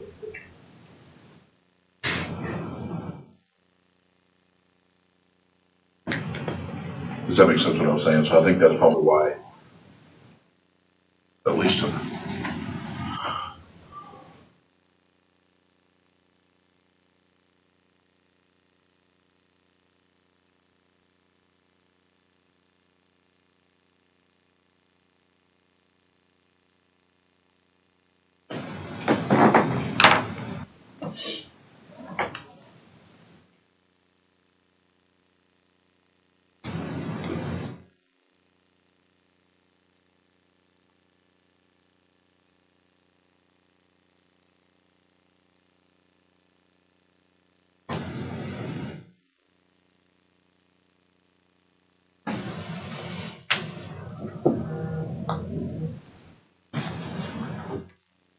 Those the 237. Well, that 237 is just the difference between the 576 and 239, but that's not factoring in. We still, yeah, The you still CJA. have jail and Yeah. So how much was the jail? jail and special revenue. Jail's about 4 million. Special revenues estimated about 4.1. Yeah, 120 and then 4.1. Well, that would include the special revenue, right? Because we just backed that number out, didn't we? So, because if we took out from the 19.2, okay, maybe we should ask it this way. Where do those, so the 19.2, Yeah. that's the total number of employer premiums that come in, right? Yeah. And that's comprised of general fund, the jail, and special revenues, correct? Yeah. Okay, All of it. right? And special revenue makes up 22.7% of Right. that grand total of premiums. Yeah. So that $240,000 number that he come up with is the jail and the special revenues that we were talking about, that $240,000 difference. Yeah, and that's what I was backing into over here, Yeah. taking the 707 and then you back the 460 out because general fund, we're gonna have to use that for supplement. We're gonna have to use supplement dollars to pay for the general fund 339 and the jail the 120. So you back the 460 and that's, I had Yeah. $235,000. So the only number that I was really trying to, kind of working about pulling on the same rope here, but the only number I was trying to get to is what the actual effect is on the transfer in. And it would be the total of calling you right there. Oh, Yes, right? so the total of all three of these? Yes, the total of all three. So the effect there on a 3% increase, the actual number, I believe, should be that, what is that, 461? Yeah, 461, okay. So, But you don't have the jail in there. yeah, it is. It's wrapped up in that, it has to be. It's not. No, it's not. just, this 239, that's just the, general portion. So we need to add the jail I back have- into it. Right. Yeah. So what I've got is if we did a 3% on employer premiums, general fund, not including the jail, would be 339. The jail would be 120, so a total of 460,000 that we would need to use supplement dollars to pay for those employer premium increases. Special revenue would be based on, it was 4.1 million, I just did the math at 4 million, would be $120,000. Retirees would be $27,000 and employees would be $95,000. So why would special, If you're gonna factor in the jail, then wouldn't you add the 120 to the 461? Yes. Mhm. That's what Yeah. we're saying. Yeah, okay. So that's, when I add all those numbers up, I got the $707,000. But 460,000 of the 707 would be paid for from supplement dollars. So the net, what general fund wouldn't be responsible for would be the 120 for the special revenue, the 27 for the retirees, and the 95,000 for the employers, or for the employees. and the 120 for the jail? No, we We have no, So that'd be 232,000.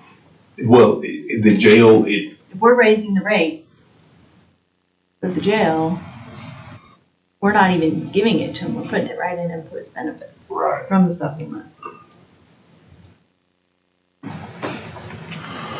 Okay, so on the 19.2, the only thing that, okay, so what Chrissy just said then, so on the 19.2, the only thing that's not covered out of general fund then is the special revenue accounts. yes. Because, so of the okay, I got it. Okay, that's what's throwing me off. So 4 million of that is jail, which comes from general fund. Now Right. we've changed it. 11 million of it comes from the rest of general fund for a total of 15, and then the other 4 is from special revenues. Got it. Does somebody help the rest of us get it? This is like, the salary thing I just check out, that's not my, I'm like, somebody else figure that one. Well, so, I mean, I'll do my best. Cody's my interpreter. I can start speaking Farsi over here. But, so the 19,215 there in, what is that, P30? Yeah. That number includes every place that we get employer premiums, which is all the elected officials, department heads, et cetera, from general fund. That's the tune of 11.1, I think John said. 11.3. 11.3. 4.4 million for easy numbers comes from the jail, but that's also a general fund, so now we're up to 15. And the other 4 comes from special revenue and service fee accounts. Those are the ones, so what we were trying to do is just try to get down to the actual number that's affected on the transfer at the bottom line, because it's not a true dollar for dollar swap. Right. So if you look at what the special revenue would bring in, the additional 3%, the retiree at the additional 3%, and the employees at the additional 3%, that'd be $242,000. So the number that Christy was talking about to begin this whole thing, what we were going to need in transfers, you would just subtract the 242,000 from that number, and that's what general fund would have to augment, whether it's through transfers or through a combination of transfer and employer premium increases. And where he's getting the 242 is like he's just a retiree, the special revenue, and service And the fee, employees. employee premiums, and the employer premiums for service fees. Employees is on a separate line. Yeah. It's the 3.1. But yes, and then And it's a little more than the 242, because I did it rough here. He's got it exact. I did 120, 27, and 95. So it's pretty close.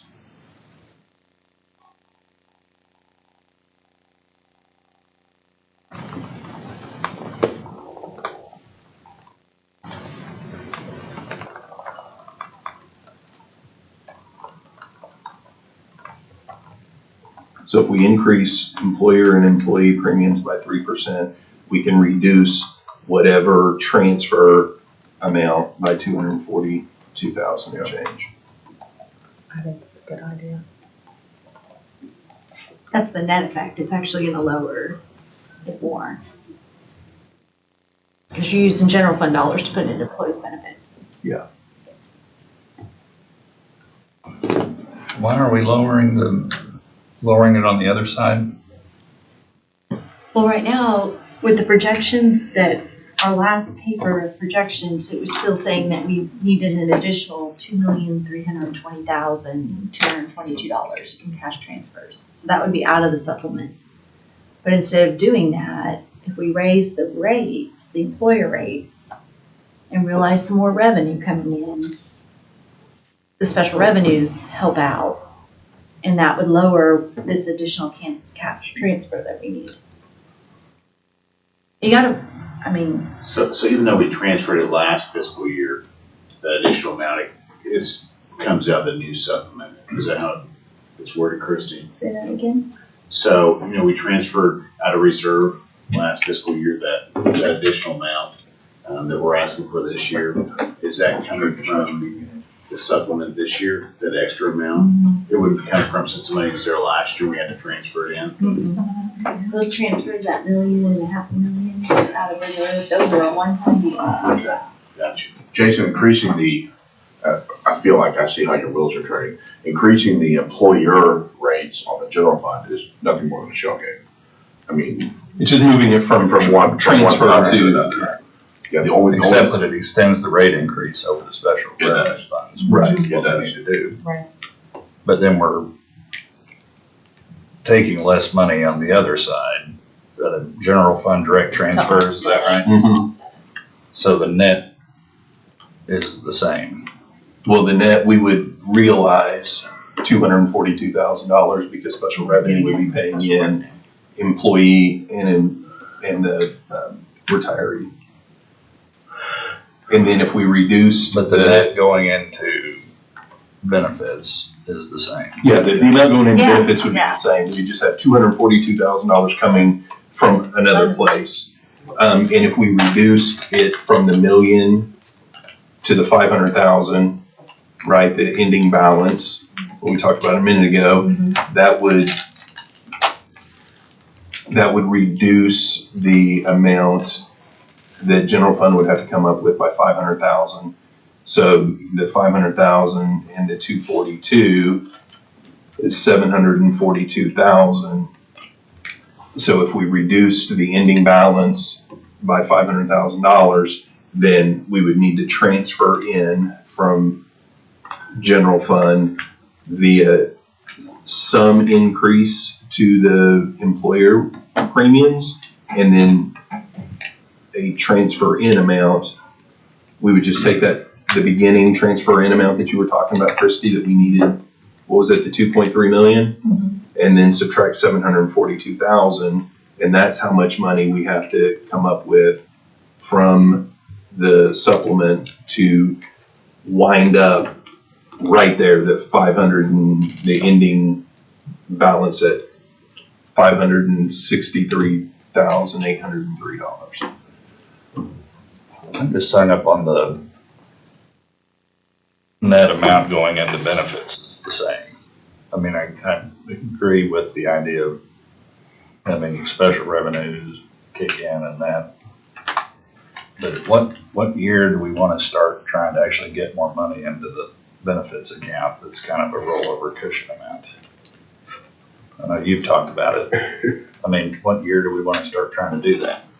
Now, if we have the money. I mean, hopefully. But if we're just doing the net amount, It's really I mean, the just- net amount, the same amount, what doesn't accomplish that, right? That's I think what that's the amount that's estimated to pay the bills we expect to come in. That is not what actually happens, I don't know, but Well, this Hopefully projection too. was gonna leave us with $1 million balance. If all the numbers, the 1 this projection's a. the 1.63, If you put, the 1.063. You know, what funny, we talked about $1 million being a cushion for a $30 million budget. And that's where, But then I was looking up here just a minute ago and it looked like that amount had gone down to Well, we just did. 563. Yeah. yeah, we, So it looks like, that's what I'm saying, it looks like we're going. drop it down some more too. So how's that, the net the same? it doesn't, that isn't the same. And that's because you specifically added in a $500,000 decrease. If he would have taken that out, then that would have been the same. If he wouldn't have taken that out. Is that what you're asking? Well, Essentially, I think, because I'm seeing we've got 1.063 in That's the because- original sheet, now it's not quite Yeah, half that's that. because John indicated that he can basically manually type in a $500,000 decrease, which is right there in that formula. So if he takes that out, it's back up to the 1.063.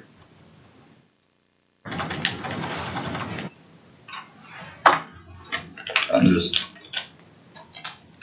See, it's back up now. Yeah.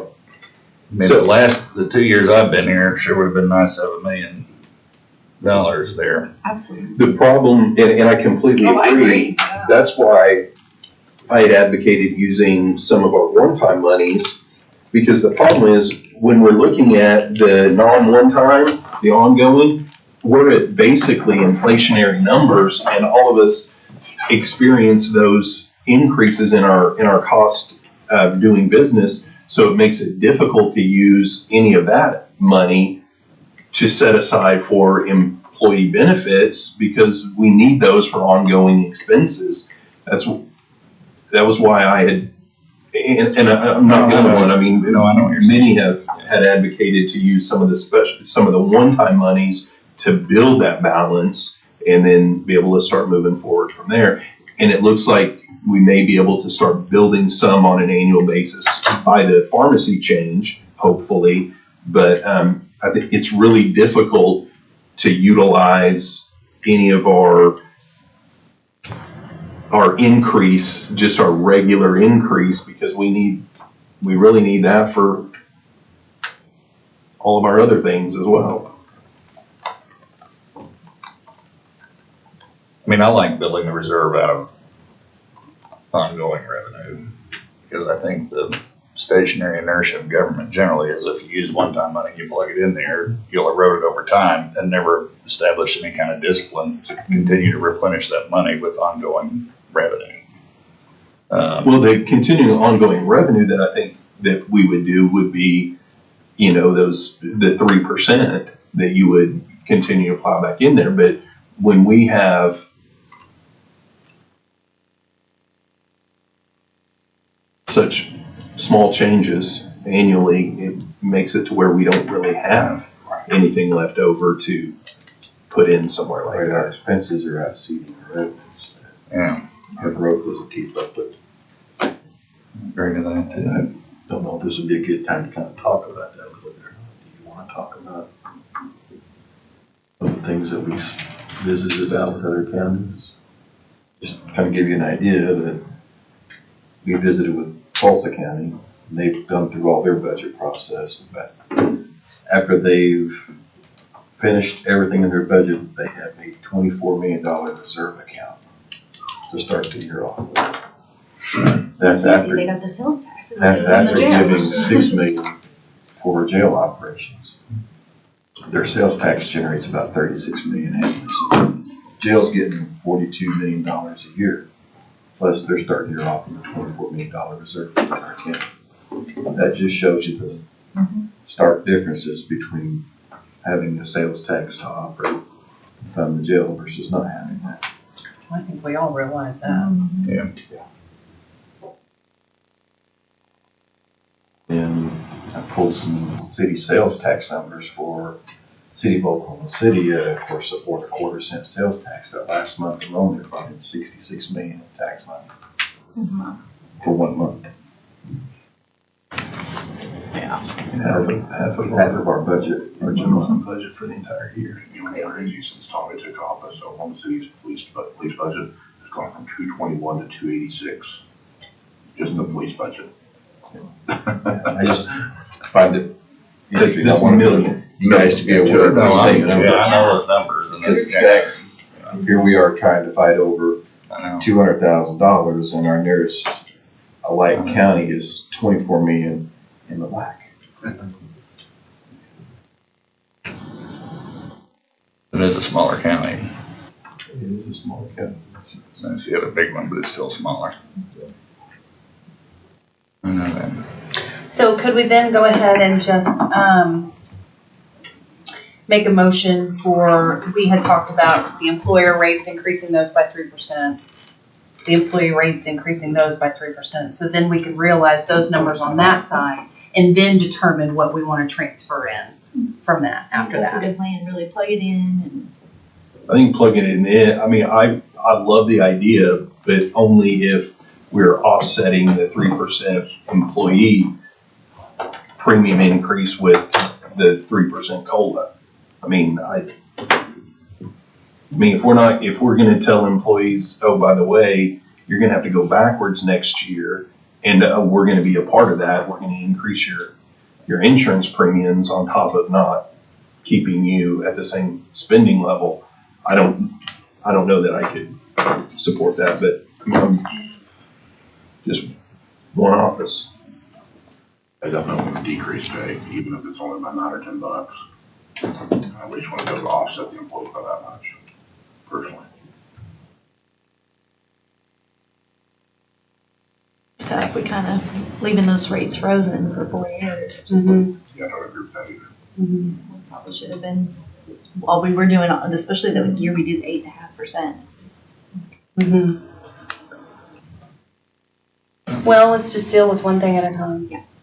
I'll make a motion, at least as far as us talking about it on this side of things, to increase the employer premium 3% and increase the employee 3%.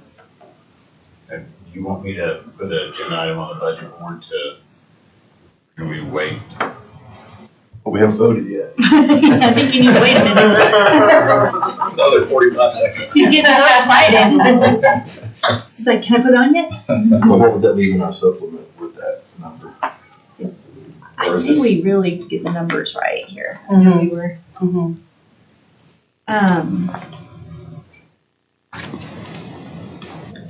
Whatever the supplement was, 1.7. you want to subtract the 339, the 120.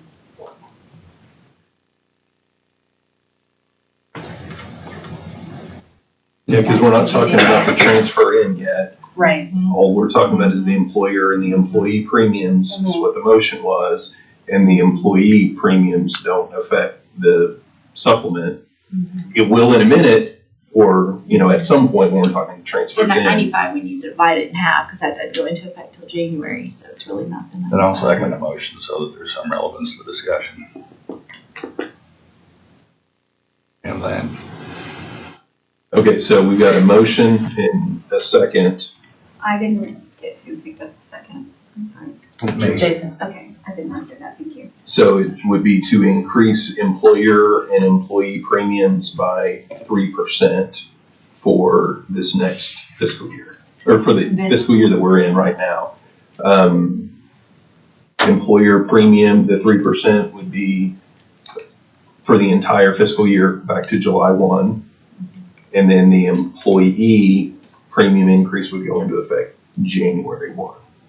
Okay. Is there any other discussion? I'll just say I love the idea of doing this. I think we need to look at and start making adjustments on both employer and employee premiums. I think it's a great way to move forward. I just can't support it without determination on COLA for the employees as well. I could just on the employer side, but not the employees. So, okay, we got a motion and a second. All those in favor say aye. Aye. Those opposed? Aye. I'm opposed. I've got to be a no too, until we can figure out the column. Okay, so 6-2, is that right? Okay. Okay, so that is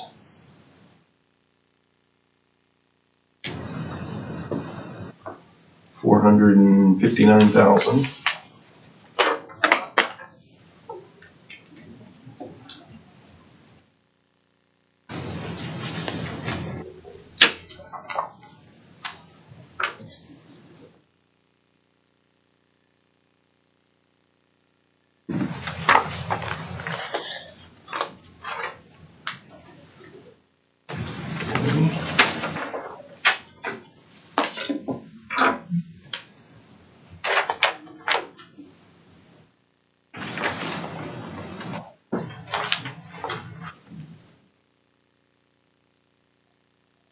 Albert and John, when we put that 280,044 back for court services, I know we haven't voted on it yet, we're recommending it.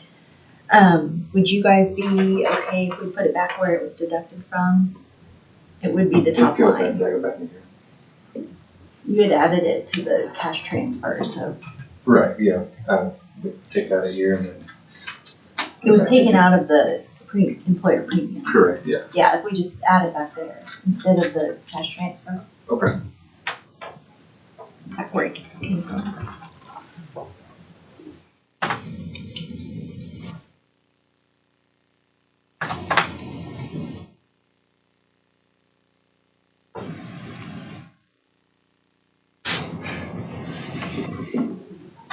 Okay, so what we have left after After the last action is $2,651,014.82. I'm sure it was two, what? 2,651,000. And that does not include any transfer to employee benefits, right? Right, Correct. I think we can talk about that next, and then to your point, as far as a transfer. So if we, So as far as the 500,000, is that being deducted out of transfer in, or is that just kind of off the table for now? Where?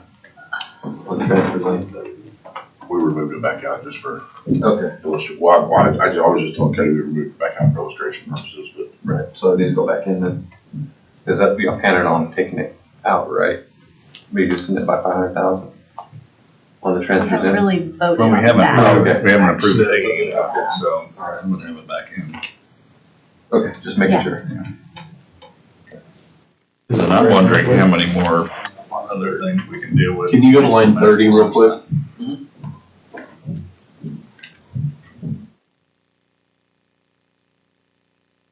Blake is saying that was minus 280 instead of plus 280. What's, Where at? Right, it was because when we moved it, Chrissy said to Yeah, move it, to add it back in, but we took it out. But wasn't it already, it's in that original first number, is it not? The 1949? Then you subtract 280. If you're taking it off, you just remove the. Oh, yeah, that would be right, yes. No. And it was that's- sitting, it was, Yeah. it was Just sitting remove it at altogether. 19. yeah, just remove it all together. 344. Okay. Yeah, it needs to be back to 19,495. I got through Yeah. 5840. He was back. thank you, Blake. There we go.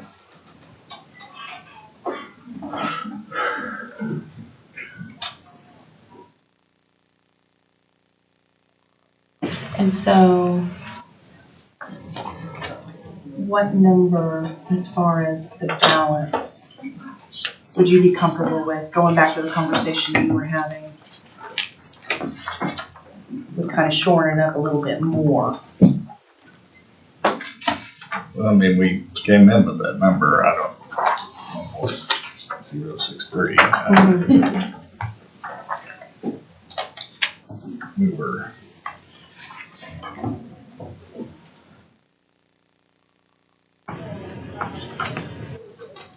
That, what was the total of the last 2 years we were short?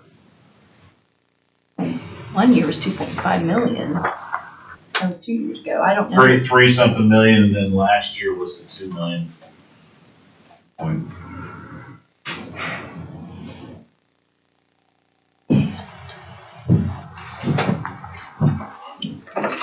I mean, it's at 2.651 million left.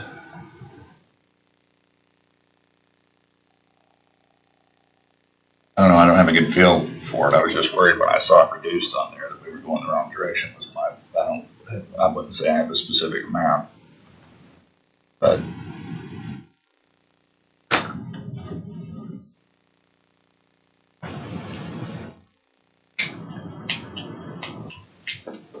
part of me feels like I'm gonna see where we are once we do. I know everybody's calling it a COLA. It would be helpful in our office if it was a merit-based thing, but to see where some of these other things fall out before we pick that number, but I would just hate to see it go down from there. So maybe we can put off setting that number for a little longer.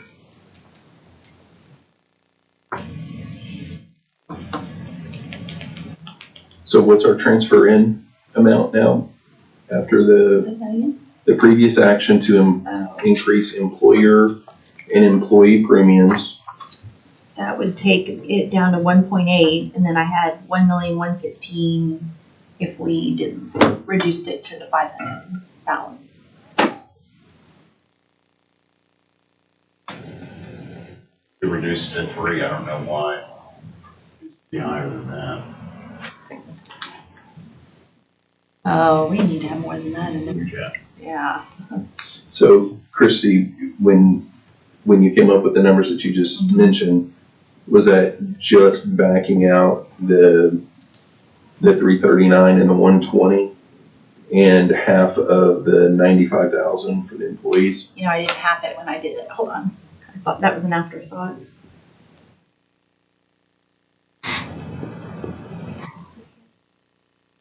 At 4750.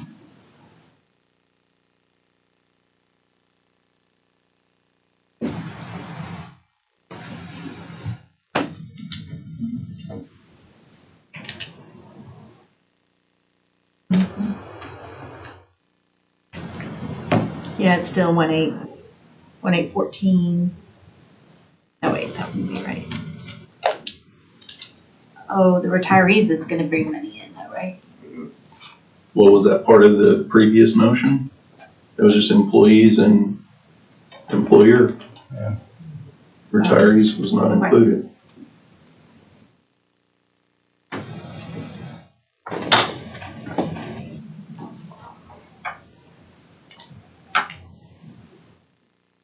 Okay, so.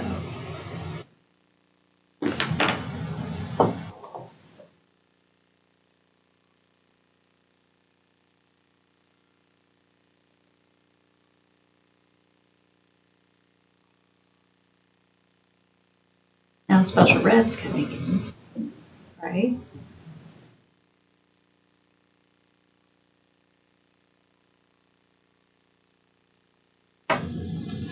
$1,690,318.65, leaving that $1 million.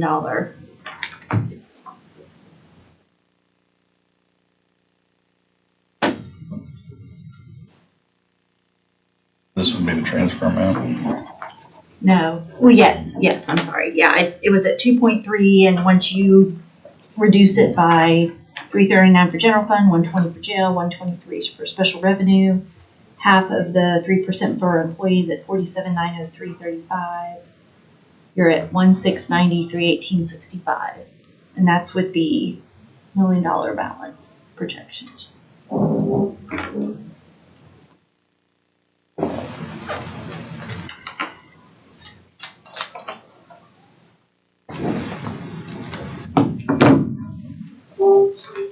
It was 1,000,006. 1,690,318.65.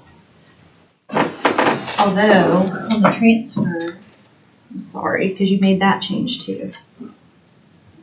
Hold on. Because you had added the 280 there, so we need to.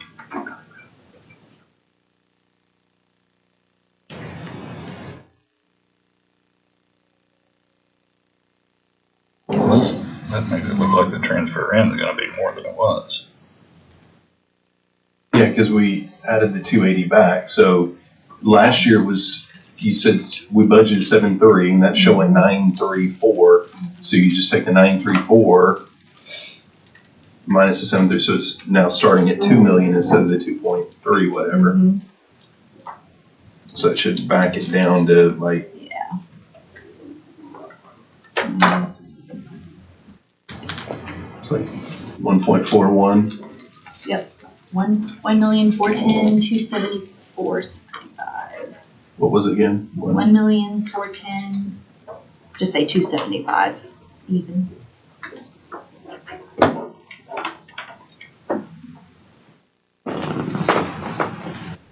And that would get us at our total transfer in for last fiscal year and leaving an estimated just over $1 million balance in there for this year, to end this year.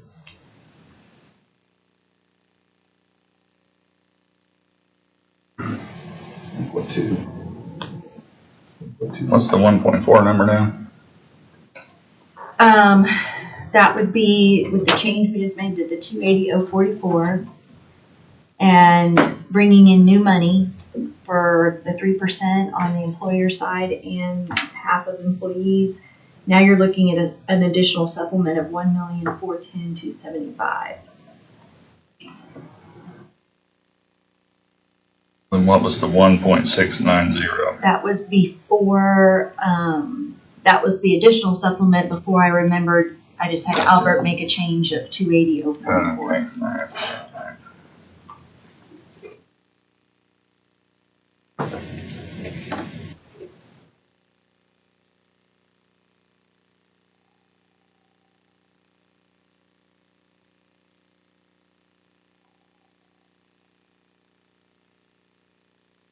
Historically, if we make adjustments to the employee premiums, do we mirror that with the retiree premiums? I think Yes. both groups are on fixed income, the way we approach this. Well, actually, employees aren't on fixed, they're going down. But, yeah, I mean, I think it would probably be appropriate.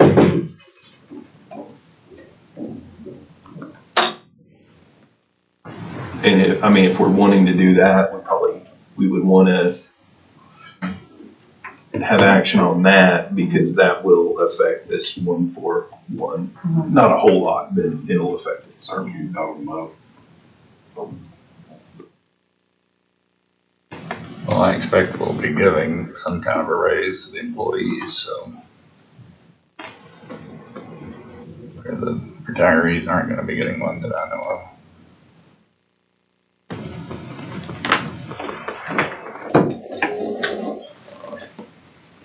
Well, I don't know that I would fool with the retiree rate. Personally. Don, did you say that we traditionally followed that same? And when there's a rate, when a rate increase has been implemented, it's been across the board, employees and retirees. But it's at the board's discretion, we can do employees and not do retirees. Smaller increase. The retirees rate is? The same as the active employees or less. Yes. Or less than they pay, so. If they're on Medicare, what's that rate, John? Do you know off the top of your head? Really cheap, yeah. It's $60 for a That's single. what I thought. Yeah, it's super cheap. The state's $700 for some coverage. I mean, I'm either So for, little, their increase is like $2. yeah, I'm either for not doing anything or doing the same as the employees. I don't think we should do a different percentage.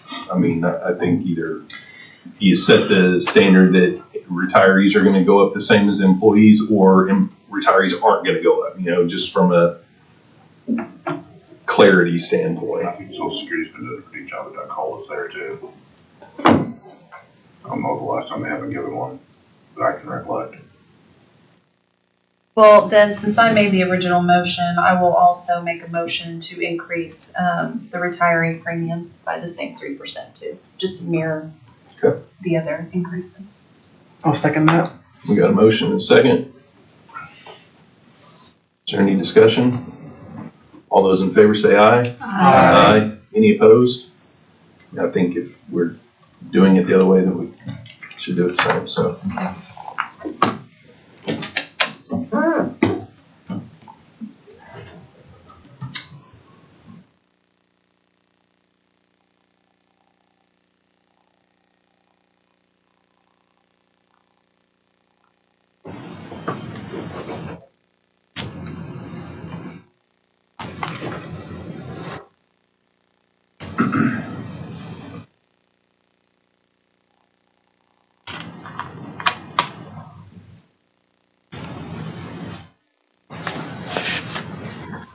Okay, so what we've done so far, we've handled the rates, 3% increase on the employee.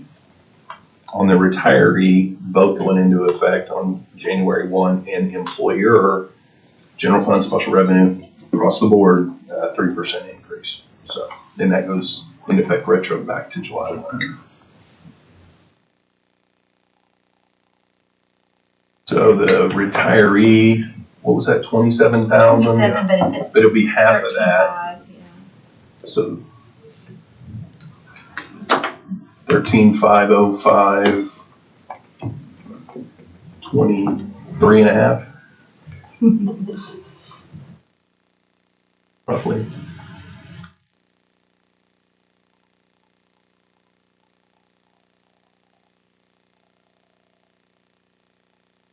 Is there any consideration into this number with the way we're holding, 86, it's not 47. the way we're holding benefits this year? Consideration, For what? What was that? the way that we're holding benefits in relation to trying to keep that money there for benefits. Yeah, it's all factored. It's all That's all factored into the factored into 19, yeah. Okay, that's what I want to make sure. So did you reduce that by 13, 505, I can do that. 43?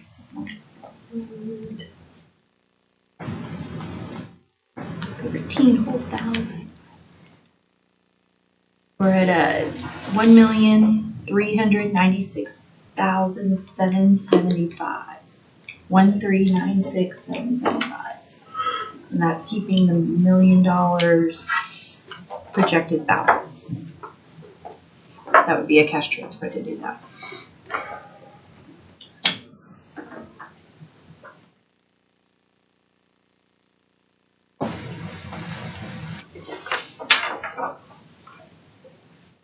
You said with this move that we just did, we're now down to how much? 1.2-ish. Was that the 12651? We were at, we've not voted on the 1.396. So right now we're at 2,651,014.82. Do we need to vote on that million transfer, because it's already contemplated in the original budget, right, or no?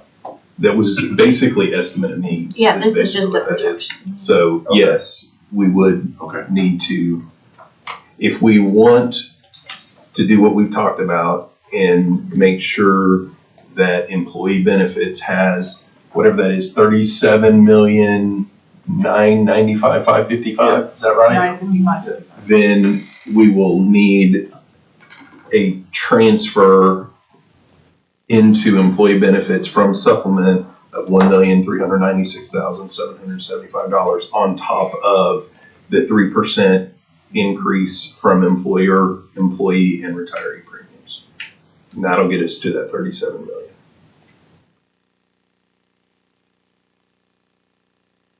It looks like before that cash transfer. Oh, but you said we haven't deducted the ongoing, right? Correct.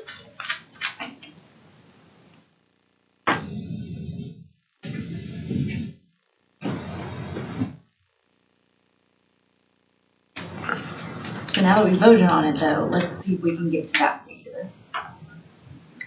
If we moved the 1,396,775 as contemplated, it would leave 1,254,239.82 in Right, but ongoing. we haven't deducted the amounts for the 3% out of the ongoing, right? Or did that The already happen? 3% for the employer? He did. Yeah, I did. Oh, okay, so the 2,651 is what we're seeing right now after Yeah. everything we voted on it, okay. Yeah, we started out I'm with at $3,110,014.82.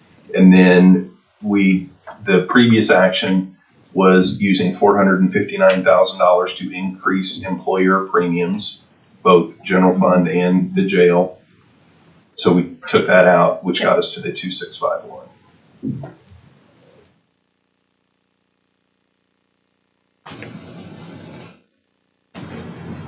So when we're sitting at the 2,651 plus what the projected balance that's already in reserve,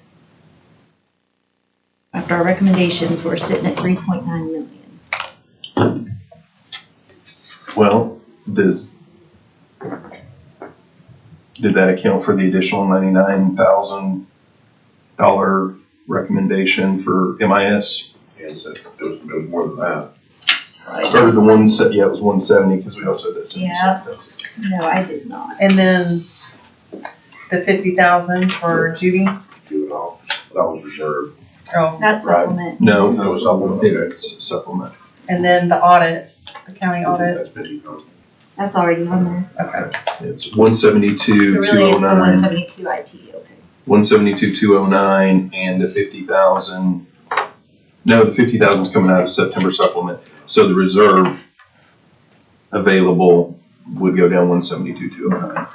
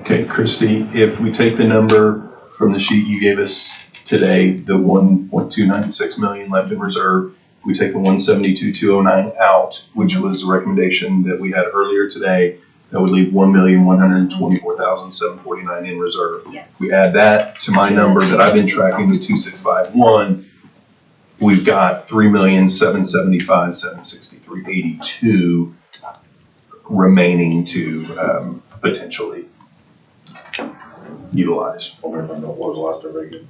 3,775,763.82. That's one-time money plus reserve. Mm-hmm. Okay. Mm-hmm.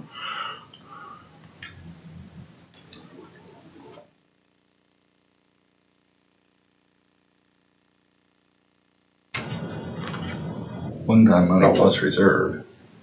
The one-time increase, plus we have, The so, supplement amount? Supplement. yeah, Okay, all right. yeah, sorry. Not one time. Yeah.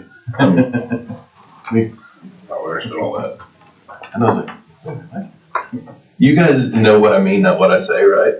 All I know is some part of my circuitry started smoking when you said that. I was like, I didn't realize I was why. way more lost than I thought I was, if that was the case. Well, at least you realized that your circuitry was smoking. Evidently, I didn't realize that mine was. Yeah. No, so if we stopped right now and didn't make any other recommendations other than what we have right now, we would, part of our recommendation would be starting the year with 3,775,000 in reserve. But that's not taking into account a cash transfer into benefits.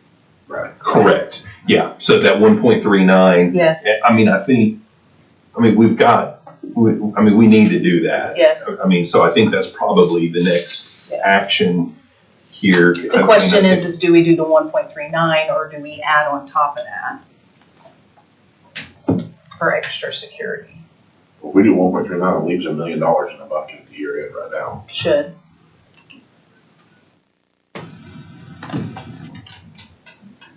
Yeah. So is that your motion?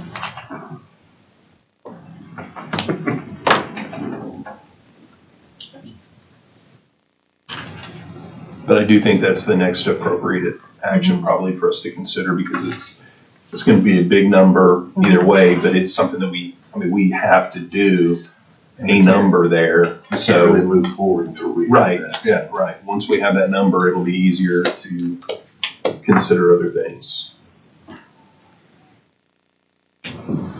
John, this is your area. What number? I know it's looking into a crystal ball, but. I'm comfortable unless all hell breaks loose, doing what we requested.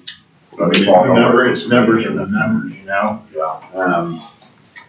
And hopefully we'll have a better year. But that right now, that's budgeting kind of for kind of worst case scenario.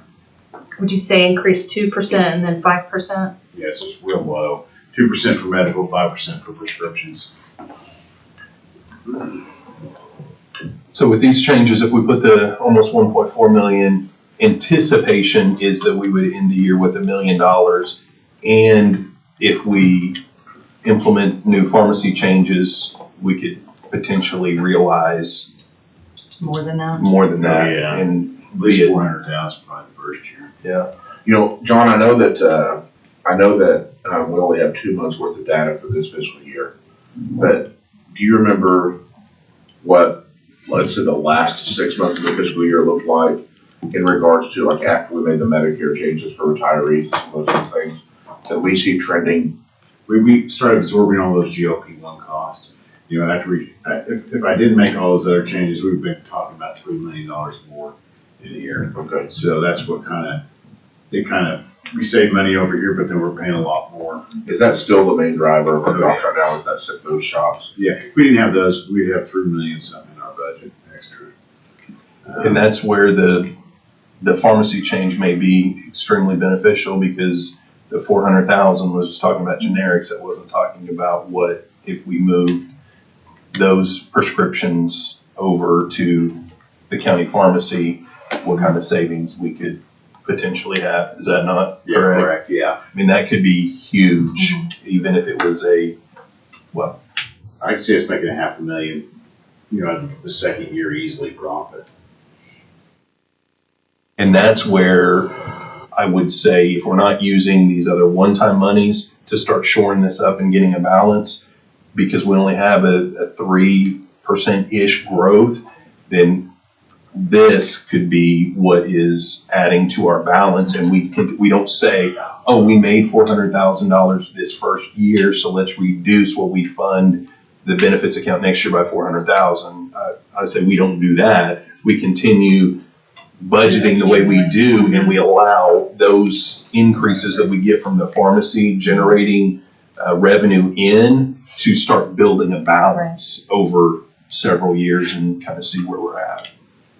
I agree with that, and I move we recess for lunch until 1:33. I like the time. Second. This is where we're going now. Do we want to address the transfer in the 1.396 before? After. After, okay. I'm starving now, Yeah. Same. and I don't want to rush it. It'll be right after lunch too. Okay. All right, we got a motion and a second to recess until 1:33. Need that long? Over an hour? I might want to go to the bathroom too. Do you need that long? I don't know, depends on what I eat, I guess. Okay, Okay. let's have a vote before we get any more TMI. I can go all day with that kind of stuff. I just want to go to lunch. All right, we got a motion and a second to recess until 1:33. All those in favor say aye. Aye. Any opposed? Ayes shall have the day.